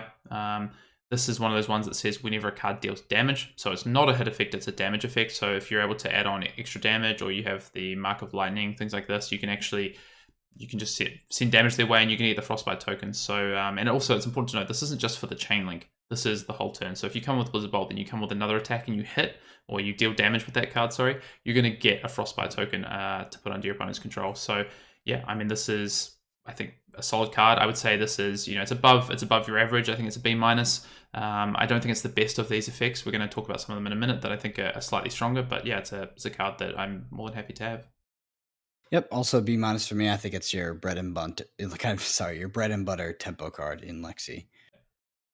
All right, next we have Buzz Bolt. This is an elemental ranger action arrow attack. We're looking at the red one here. It attacks for 5, blocks for 3, and costs 1. It has lightning fusion. It says if Buzz Bolt was fused, whenever an attack hits a hero this turn, it deals 1 damage to them. So seeing once again a persistent effect throughout the turn. For me, Buzz Bolt is a C plus. I think it's a great game closer with Dominate. But other than that, I think there's a few more powerful arrows that you can have in Lexi. So just a C plus for me. What do you think, Hayden? Yeah, I'm probably on the same page. I mean, this is a hit effect as opposed to a damage effect, and I think it makes sense. If this is a damage effect, I think it could be really, really strong. Maybe I might have liked to have seen that. Maybe it needed to be a rare if that was the case, but I think it's probably sits around a C plus for me. There's other arrows I'm going to be more interested in, but to your point, this can with Dominate coming in for 6 damage at 1. That's pretty strong. So yeah, I think we'll sit with a C plus there. Next, we have a card that I do really, really like though, and that's Chilling Ice Vein. So another elemental ranger action arrow attack.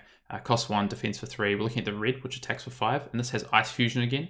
And it says if Chilling Ice Vein was fused, whenever an attack deals damage to a hero this turn, they discard a card unless they pay 1. So there we go with the damage effect again, non-hit effect, and persistent across the turn. This one is actively attacking your opponent's hand. So this causes, I think, a lot of issues for your opponent and how they need to defend. So in what ways they can utilize their hand to block Chilling Ice Vein, have to worry about maybe the next attack if you go again, and also have to worry about like can they keep cards in their hand to do what they want to do. So if an opponent wants to just straight up take the damage on a turn and then come back at you, you're already guaranteeing that you're going to get a card from their hand, whether that's the discard or for them to pay for it. And then they need to make the decision, okay, if I want to just have this hit, what if my opponent can come in with another attack? Like, what does that look like? What card should I pitch now to avoid that? Or do I just discard a card and hope they don't hit? Yeah, so there's a lot of things to consider for your opponent. I think maybe against old time decks, it might be slightly this card might be slightly worse or not quite as good, just because they obviously have the ability to utilize things at instant speed, so they can pitch for defense reactions, then use the extra one to prevent the discard anyway. But yeah, I mean, I think this card is probably like a solid B for me. Yep, for me it's a solid B as well. I think this is the best Ice Fusion arrow. I just love that this has kind of like a a forced interaction on it. Mm-hmm. 'Cause you'll find a lot in limited, like people will set up for pivot turns, or they'll just draw kind of a naturally good hand to come back at you with, and this kind of forces them to interact with the card, whether to block with it, pitch, or end up discarding a card anyway. So I really like Chili Ice Vein, and it's one of I remember in the draft it was probably one of my favorite cards to pick up when I saw the red one. Yeah, makes sense. I think I'd agree. Best ice use Mhm. arrow. So next we have Dazzling Crescendo. This is an Elemental Ranger action arrow attack at common. We're looking at the red one here. It attacks for 4, blocks for 3, and costs 0. It has a lightning fusion and it says if Dazzling Crescendo was fused, it gains go again. So for me, this is a B minus. I think mostly at red. It gets down to that kind of C plus range at blue and yellow, if that. And I think it's exactly what you want to be doing in Lightning Lexi. You want to be able to go again. You want to be kind of going wide, and Dazzling Crescendo just really seems like the kind of the base of that deck. Yeah, it's an interesting one to me because I think about this card and I compare it to something like Scar for a Scar, right? From Welcome to Wraith, which has a conditional go again effect as well, but defends for 1 less, but also doesn't cost you your weapon activation, which is the one that kind of concerns me with Dazzling Crescendo, is that it's going to cost you probably your Shiver activation unless you start with this in Arsenal. So, Mhm. and also, the fact you need to fuse. So it is a cost. It can hurt you. I think the red I'm fine with. I think I like this card at like a C plus. Maybe I could get to a B minus. So I don't think I'm quite on your level there, Brendan. But I honestly think the blue and the yellow are cards that I'm pretty excited to have in my deck. I think so. Yeah, we'll have to see. I think probably I'd sit around a C plus overall though. Next we've got Frazzle. So Frazzle is another Elemental Ranger attack action, an arrow, costs 1, defense for 3, and it red attacks for 5. And this is a lightning fusion card. It says if Frazzle was fused, whenever an attack would deal damage this turn, instead it deals that much damage plus 1. So again, not caring about on-hit effects, but damage effects. So this one I actually think is, when I first read this card and was looking through the set, I thought this card was just only okay. I'm actually thinking about it now. I'm thinking this card is a bit stronger than I probably thought it was, especially when you factor in cards like Electrify or some of these incidental damage effects. So, Frazzle, I'd probably say for me is like it might even be a B minus for me. Actually, I think it might be a pretty solid Lightning Fusion card here. hmm I would agree with you at B minus. I think I had it originally rated at a C Yeah, plus. same. But because, like you said, like this is whenever you deal damage that turn, it can be quite good if you can find a way to get this going. Because it has lightning fusion, um, it does seem reasonable that you could use the item with this to give it go again, and then come with another attack that's going to threaten this on hit trigger as well. I also think it's good with dominate, especially when you're trying to close out a game. So I'm a big fan of Frazzle. I'll throw it a C plus.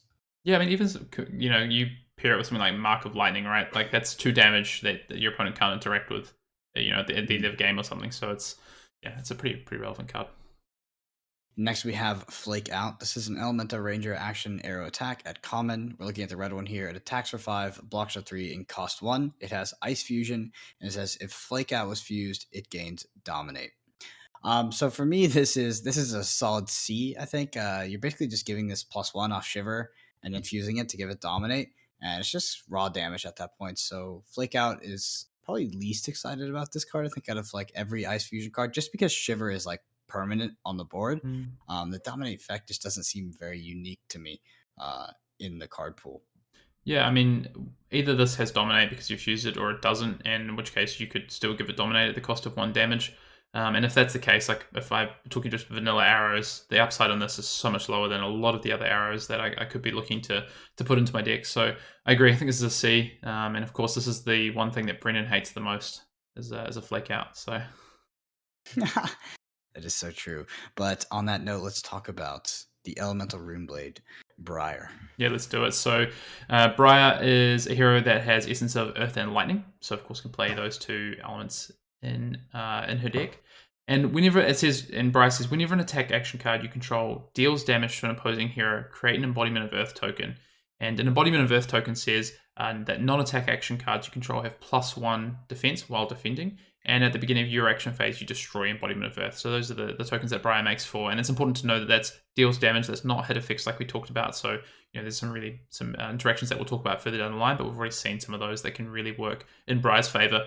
Briar also says, so second part of the text for Briar is, whenever you play your second non-attack action card each turn, create an Embodiment of Lightning token. And an Embodiment of Lightning says, when you play an attack action card, destroy Embodiment of Lightning, and the attack gains go again. So it's similar to Quicken token, but only works on attack action cards. So yeah, I mean, obviously a lot of text on Briar, a lot of things happening with how Briar interacts with cards on your own turn, specifically cards you play, but also your types of damage effects. So there's a lot of things for both you and your opponent to think about in terms of what's happening through the turn. There's some triggers that you definitely don't want to be missing, that you want to be aware of, like we talked about with the dealing of additional damage. So, you play a card that comes in, the attack hits for maybe 5, but you also deal an arcane damage. I mean, that's already 2 instances of Embodiment of Earth being made on your turn. So I actually think that Briar is one of the hardest heroes to play into because of that fact. It's really hard to structure your turns against Briar when you don't know how many Embodiment of Earth tokens they're going to make, or whether they're going to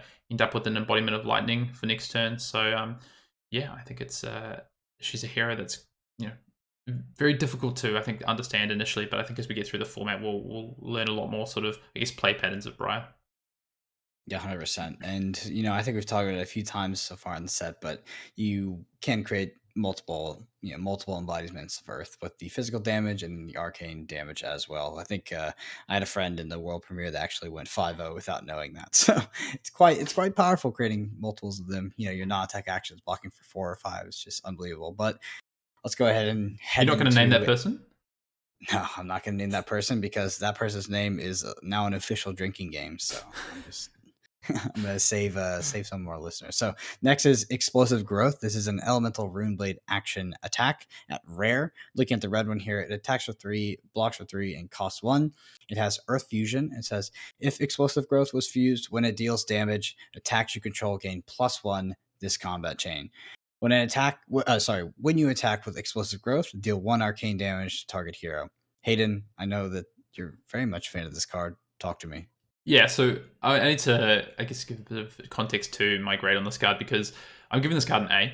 I think this is one of the more powerful cards in the set. And when we've talked about A's in the past, a lot of the A's we talk about are really sort of self-contained, or they enable some of the biggest turns, but the weight of, I guess, the turn sits on that card. So if I compare it to, Via the Vanguard from the last set, all of the text sits on Via the Vanguard. Whereas with Explosive Growth, you do need some more specific, although interchangeable cards to help you really set this off. But this can be huge. So this does get, so it says if Explosive Growth is fused, whenever it deals damage, attacks you control get +1 this turn. So that's whenever. So you can have multiple instances of +1 very easily, depending on the cards sitting in your deck.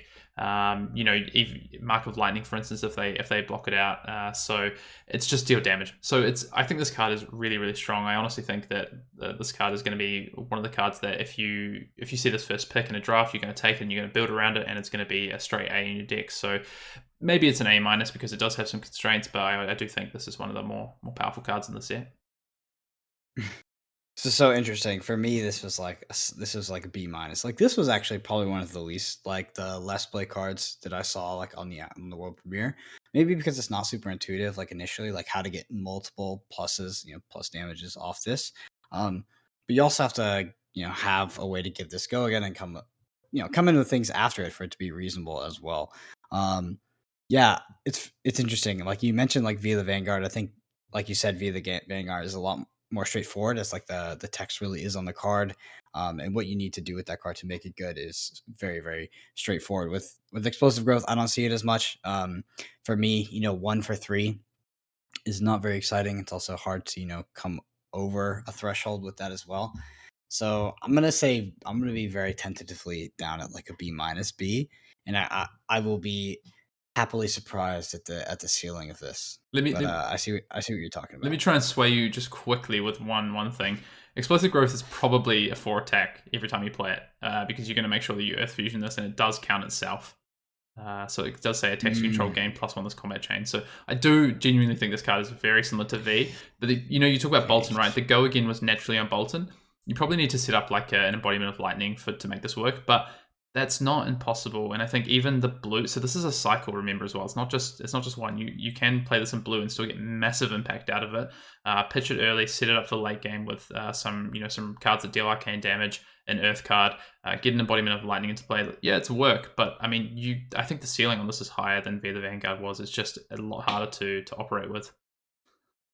Wow. We'll Yeah, see. I didn't consider that it was buffing itself there, but I am definitely scared that you said that the ceiling is higher than Via the Vanguard because that card was not fun to play against I Monarch. could be, I could be truly wrong, right? I just think that the ceiling is there. It's just you have to work for it a bit harder. But I'm prepared to put in some work. I'm prepared to roll up my sleeves, Brendan, and prove it.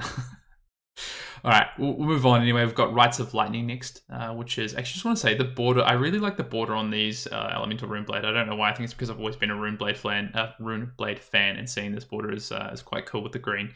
But anyway, this is a one cost Elemental Runeblade attack action. It defends for 3, and at red it attacks for 4. And this has Lightning Fusion. And it says when you attack with Rites of Lightning, if it was fused, deal 1 arcane damage to target hero. If you've dealt arcane damage this turn, Rites of Lightning gains go again. So, and if this is the rare, so this is the other rare alongside the explosive growth. So, yeah, I mean, a one cost card that if you're fusing, it's 4+1 and go again. I mean, that's kind of exactly where you want to be, right? I would say this is just a solid B, to be honest. I mean, it does have a bit of a downside if you can't fuse it, but then again, like this has quite strong upside with that ability. Creates you the embodiment of Earth token immediately if you are fusing it. And that's the thing you need to think about is like when you're looking and evaluating these cards as well, there is also the context of what Briar's hero ability does. It interacts with all of these cards in some way, whether it be non-attack actions with embodiment of lightning or the arcane damage with embodiment of Earth. So yeah, I think solid B for me. Yep, B for me as well. I would love to pick up multiples of this card. I think if you fuse this, you're accomplishing one of the most powerful things Briar can do with multiple attacks per turn and not needing that embodiment of light token. So big fan of Rites of Lightning. And yeah, it's a great card.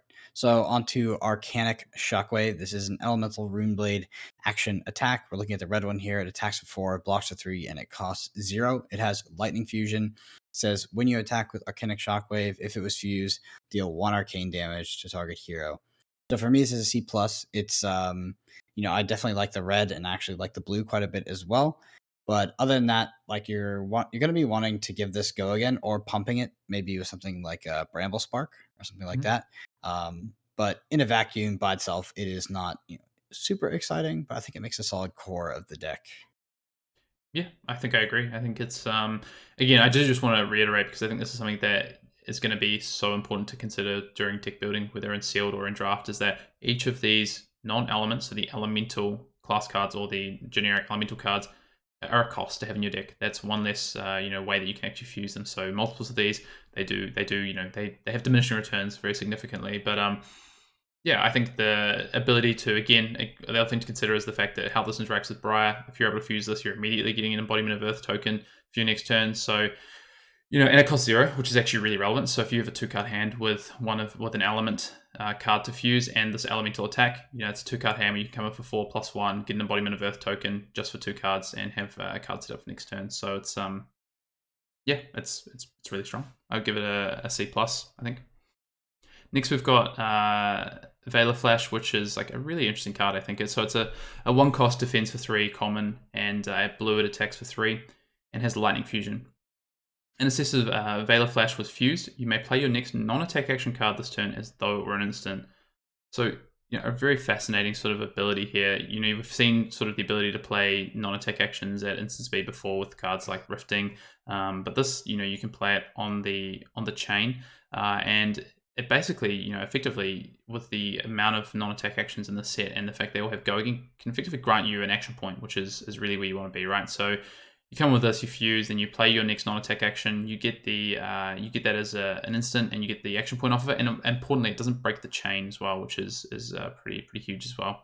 So yeah, I really like this card. There's a possibility to do a lot of damage off this. The 1 for 5 at red is also just super relevant as well. Of course, the lightning card that you can reveal can be the lightning card that could be a non-attack action that you actually want to play. So yeah, big fan. I'd probably say this is just a solid B. I think there's a lot of ways to build around this. Yep, B for me as well. I think being able to grant that action point is actually pretty crazy. So ceiling on this card is very, very high for me. But yeah, Fatal Flash is, I don't know. You can't really understate how powerful this card can be. And the sort of the things you can probably set up on the second cycle of the deck with something like this, but also by itself on your first cycle, I think it's just a very, very strong card. So I'm a big fan. So next we have Rites of Replenishment. It's an elemental Runeblade action attack. We're looking at the red one here. It attacks for 6, blocks for 3, and costs 2. It's got a little bit of a mouthful on the card. It has Earth Fusion. It says, when you attack with Rites of Replenishment, if you have dealt arcane damage this turn, you may put a non-attack action card from your graveyard on the bottom of your deck. It also says, when you attack with Rites of Replenishment, if it was fused, you may put an attack action card from your graveyard on the bottom of your deck. Hayden, I know you're a big fan of replacement flex. Talk to me about Rites of Replenishment. Yeah, I like the ability to be able to reset up my deck for later in the game, and that's exactly what this is going to be able to do. It's really hard, I think, having not played this format just yet, to ascertain how many times this card's going to be relevant to my ability. But one of the things that you said, Brendan, at the start of this pod in our set review is that one of the sort of skill edges that you think you can get in this format is knowing how and when to slow down the games in this format.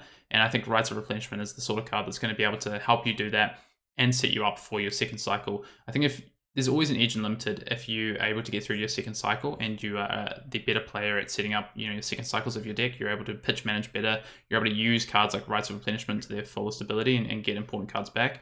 I think this is where this card can shine. So to be honest, I think it's a C+. I don't think it's amazing. I don't think it's the best card in the world, but I think it has a really relevant effect. It's pretty cost efficient as well, and is just the sort of card that you're happy to have. Yep, for me, this is a C. I think the replacement effect is nice, but I feel like Briar's doing more powerful things on average with other cards. So yeah, just a C for me. Yeah, because you could factor in the opportunity cost of this card over something else, right? Over another elemental Runeblade attack action, for instance. Mm-hmm.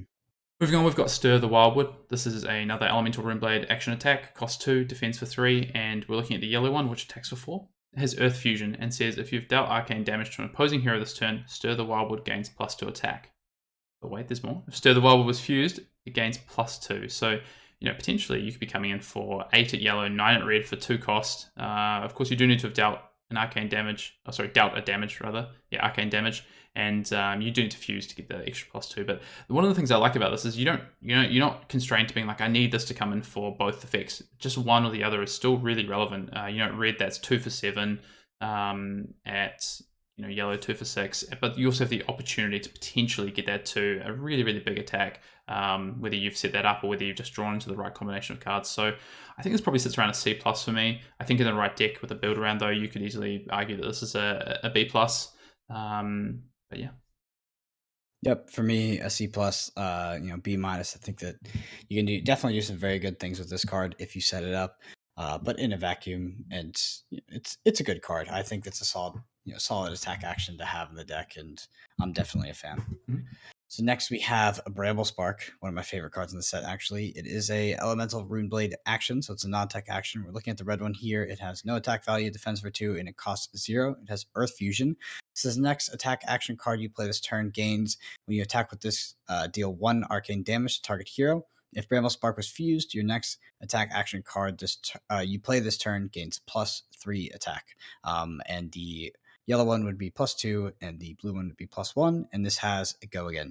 So for me, this is a B+. I feel like Bramble Sparks are the true like core power of most Briar decks, and they're just great in multiples as well.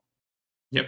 Yeah, I mean, this is exactly the sort of card you want in this deck. I think it's important to note it does defend for 2, but it, again, costs 0, which is really helpful when you're structuring your turns.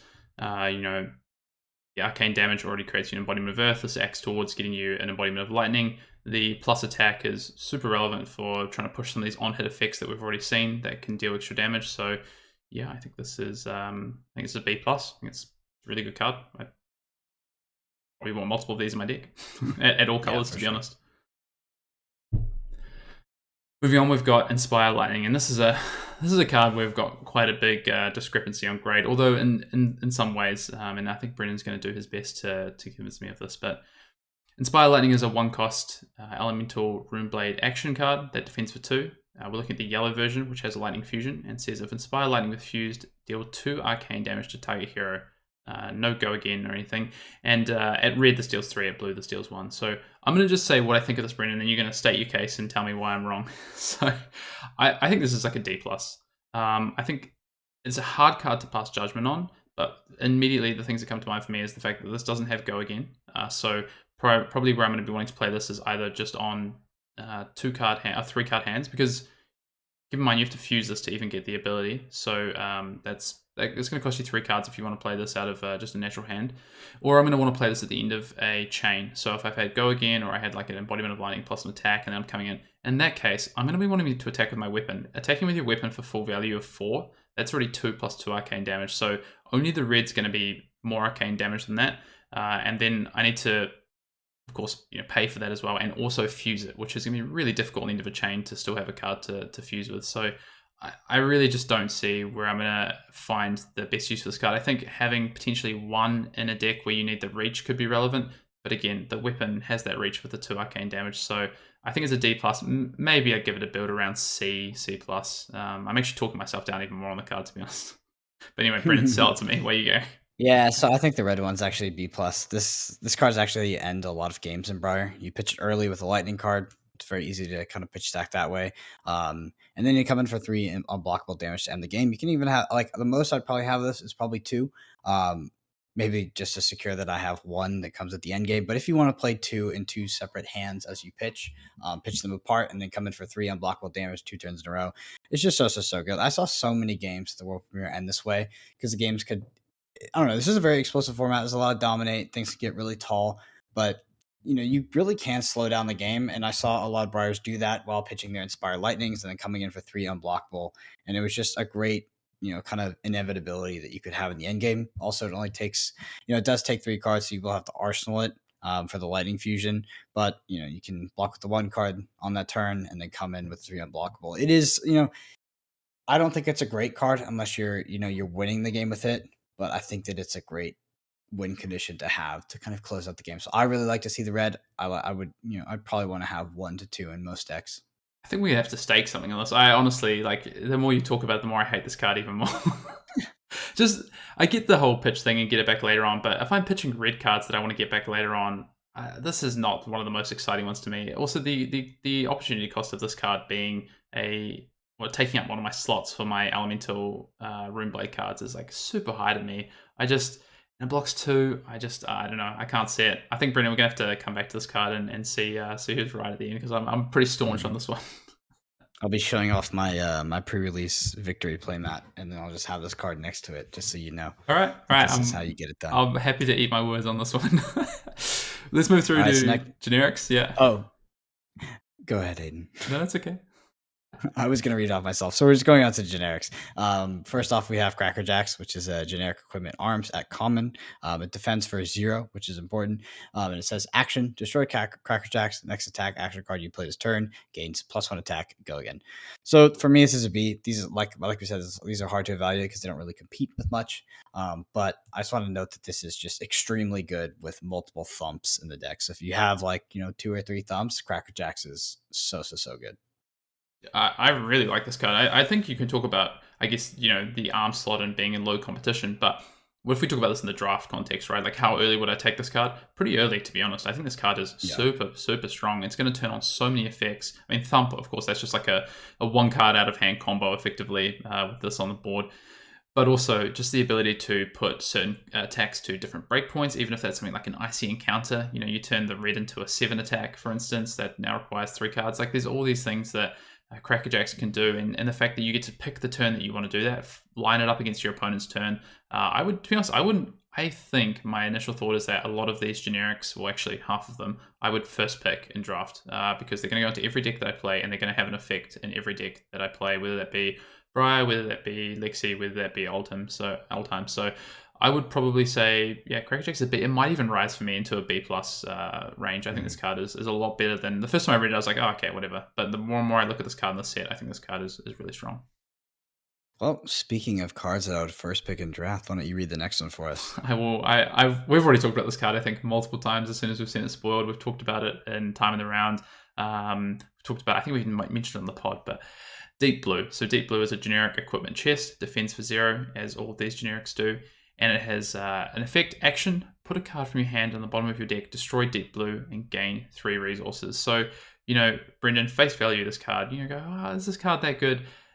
At the base level of this card, it gets to turn any card you need and any card in your hand into a blue, effectively. That's the base level of this card. That's the worst this card's going to be, is turn something from your hand into a blue. So you draw, a quad red hand, or you draw, a bunch of, 2 reds, 2 yellows, and you need a blue to be able to play a certain hand out of your deck, then Deep Blue's got you covered, right? You can turn that in. But one of the other things that's, I think, not really talked about as much is, we've mentioned this, there's not a lot of ways to tuck cards in this format. There's not a lot of ways to put powerful cards to the bottom of your deck for late game, and Deep Blue allows you to do that, right? So you might have a red that's an elemental attack that requires specific fusion. You don't have that in that hand, don't worry about it. Rather than just necessarily defending for it, you can put that card to the bottom, turn it into 3 blue resources, and then stack the rest of your deck to make sure that that card's going to have maximum impact afterwards. So I honestly think Deep Blue is probably an A- for me. I know, I'm probably I'm going to say an A-, I think.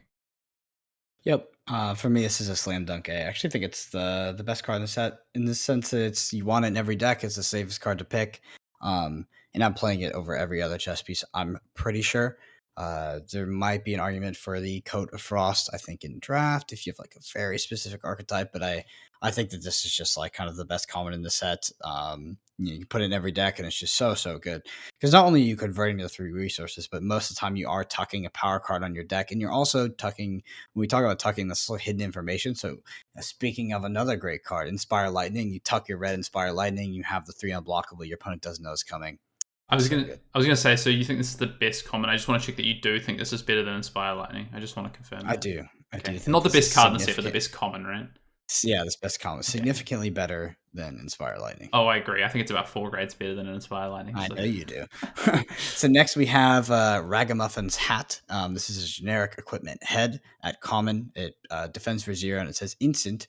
Destroy Ragamuffin's Hat, draw a card, and then put a card from your hand on the top or bottom of your deck. Activate this ability only if you have 1 card in hand. Hayden, why don't you give me your thoughts on Ragamuffin's old hat here? Well, I like the plume. I like the red plume. I think the green color is nice. It goes well with his pipe, I think. Ties back nicely. And that's all you like, right? No, I mean, it's hard. It's funny evaluating this card after looking at Deep Blue, where actually, just honestly, first of all, the art on these cards is so awesome, and I love the flavor of these, the Ragamuffin's Hat, the Deep Blue, but this kind of sort of festival, carnival kind of theme. But yeah, I mean, so with Deep Blue, right, it's super unconditional. Any card can go to the bottom. You just get 3 resources. Yes, Ragamuffin's Hat can potentially let you tuck a card. You have to have exactly 1 card in your hand to do this. So you're saying, okay, I draw a card. I now have 2 cards in hand. One of these cards is going to the bottom or the top of my deck. So it's really constrains in terms of when and how you can use it. So I'm just a lot less excited about this card. Yeah, it's an instant, so it can potentially help you turn maybe a card that doesn't defend well, or you don't want to defend with, into another card. If you're having to block out with your whole hand, it can save something potentially, which is fine. But there's other ways to get cards back into your deck, and other ways to, I guess, potentially do that as well. So I would probably say it's a C- for me. I'm not in a rush to get this card, but I would probably play it. Yep, 100% agreed on C- here. Moving on to our last card in the set, Brennan, we've got Runaways, which is a generic equipment legs. Again, defense for 0, has an instant speed ability, so instant, destroy Runaways, prevent the next 1 damage that would be dealt to your hero this turn. Activate this ability only if your hero has been dealt damage this turn. So, you can't prevent the first instance of arcane damage, but you can prevent 1 damage on the attack. So say they pop you with an arcane damage, then they come in, you can potentially block for 3, pop this for 1, and stop an attack that comes through for 4 with an on-hit effect. It seems pretty relevant against some dominate effects, maybe out of Lexi where they're going wide. I think this card definitely has some utility and is going to come in really handy. I don't think this is going to be, it's not going to break up your opponent's whole turns. It's not going to be that impactful that it can just, do something like an Amulet, for instance, would. So I think this is probably just a solid C. Mm-hmm. For me, it's also solid C. I like being able to prevent, probably the creation of an embodiment of Earth tokens. I think I'll talk about embodiment of Earth tokens a lot. I just think they're so good. So being able to prevent that, or being able to prevent on-hit effects later down the line, it's good, right? It doesn't compete with too much, but for me, it is just a C. Cool. All right, Brendan, we're at the end. We've done it. That's going to conclude our Tales of Aria Common and Rare Limited Review I do want to say before we wrap it up, Brendan, all of the grades that we give in these set reviews are really contextual. This Flesh and Blood is a game where there's no absolutes, right? All these cards are going to change and vary in power level depending on your build, how they interact with other cards in your deck, and probably no more so than in Tales of Aria, where things like ratios of your elemental versus element cards are super important versus your fuse cards versus the two different elements that are sitting in your deck. So it's these cards are going to be super contextual, but there's some really powerful cards in this set. There's some really, really cool interactions and synergies that you can build around. And yeah, I mean, I just personally can't wait to play some Limited this weekend, play some Sealed. So yeah. Yep, I'm very excited for pre-release as well. Speaking of Limited, we do have a YouTube channel called Arsenal Pass, so check us out on there. We actually had some limited gameplay go up. We put up a sort of farewell to Monarch, and I took Hayden to school, and you can watch it all unfold on our YouTube channel, Arsenal Pass. So go shoot us a subscription over there. It helps us so much. We've had a big focus on YouTube recently, mostly due to all the positive feedback we've gotten on there so far. Just want to also shout out our Twitters. The boomers of Welcome to Wraith, Hayden, Dale, and Brendan Patrick have found out how to use Twitter. I am located at the Fiddy Shades, so TheFiddysHades. It's like that really popular, sophisticated novel that was released a few years ago. And Hayden is at Fiendale, so FIEN_Dale. Follow us out on Twitter. We love hanging out with you guys and interacting with everybody on that platform as well. Can't end it without saying a super big thank you to all of our Patreons. So we started a Patreon a couple weeks ago. The support has been incredible.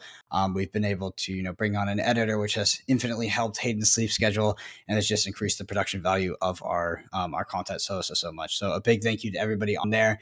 We do provide exclusive content on our Patreon, things like deck sideboards, extra episodes, like the one monthly meetup where we do kind of an episode live with all of the certain tiered patrons. So check it out if that's something you're interested in. And if you're interested in kind of the notes and all the letter grades with the card images for this set review, that will be on Patreon as well. But anyway, good luck to everybody in their pre-release weekend. I hope you guys all have a good time. This set is going to, in my opinion, go down with one of the greats. I can already feel it, that there's so much complexity. There's so many things to do. You can build it in so many different ways, and just really make it your own. I think that everything is viable and everything is powerful. And yeah, I just hope that everyone has a great time playing Tales of Aria pre-release this weekend. But until next time, we will sign off and we will see you next week. See you later, guys. Enjoy playing your Inspire Lightnings.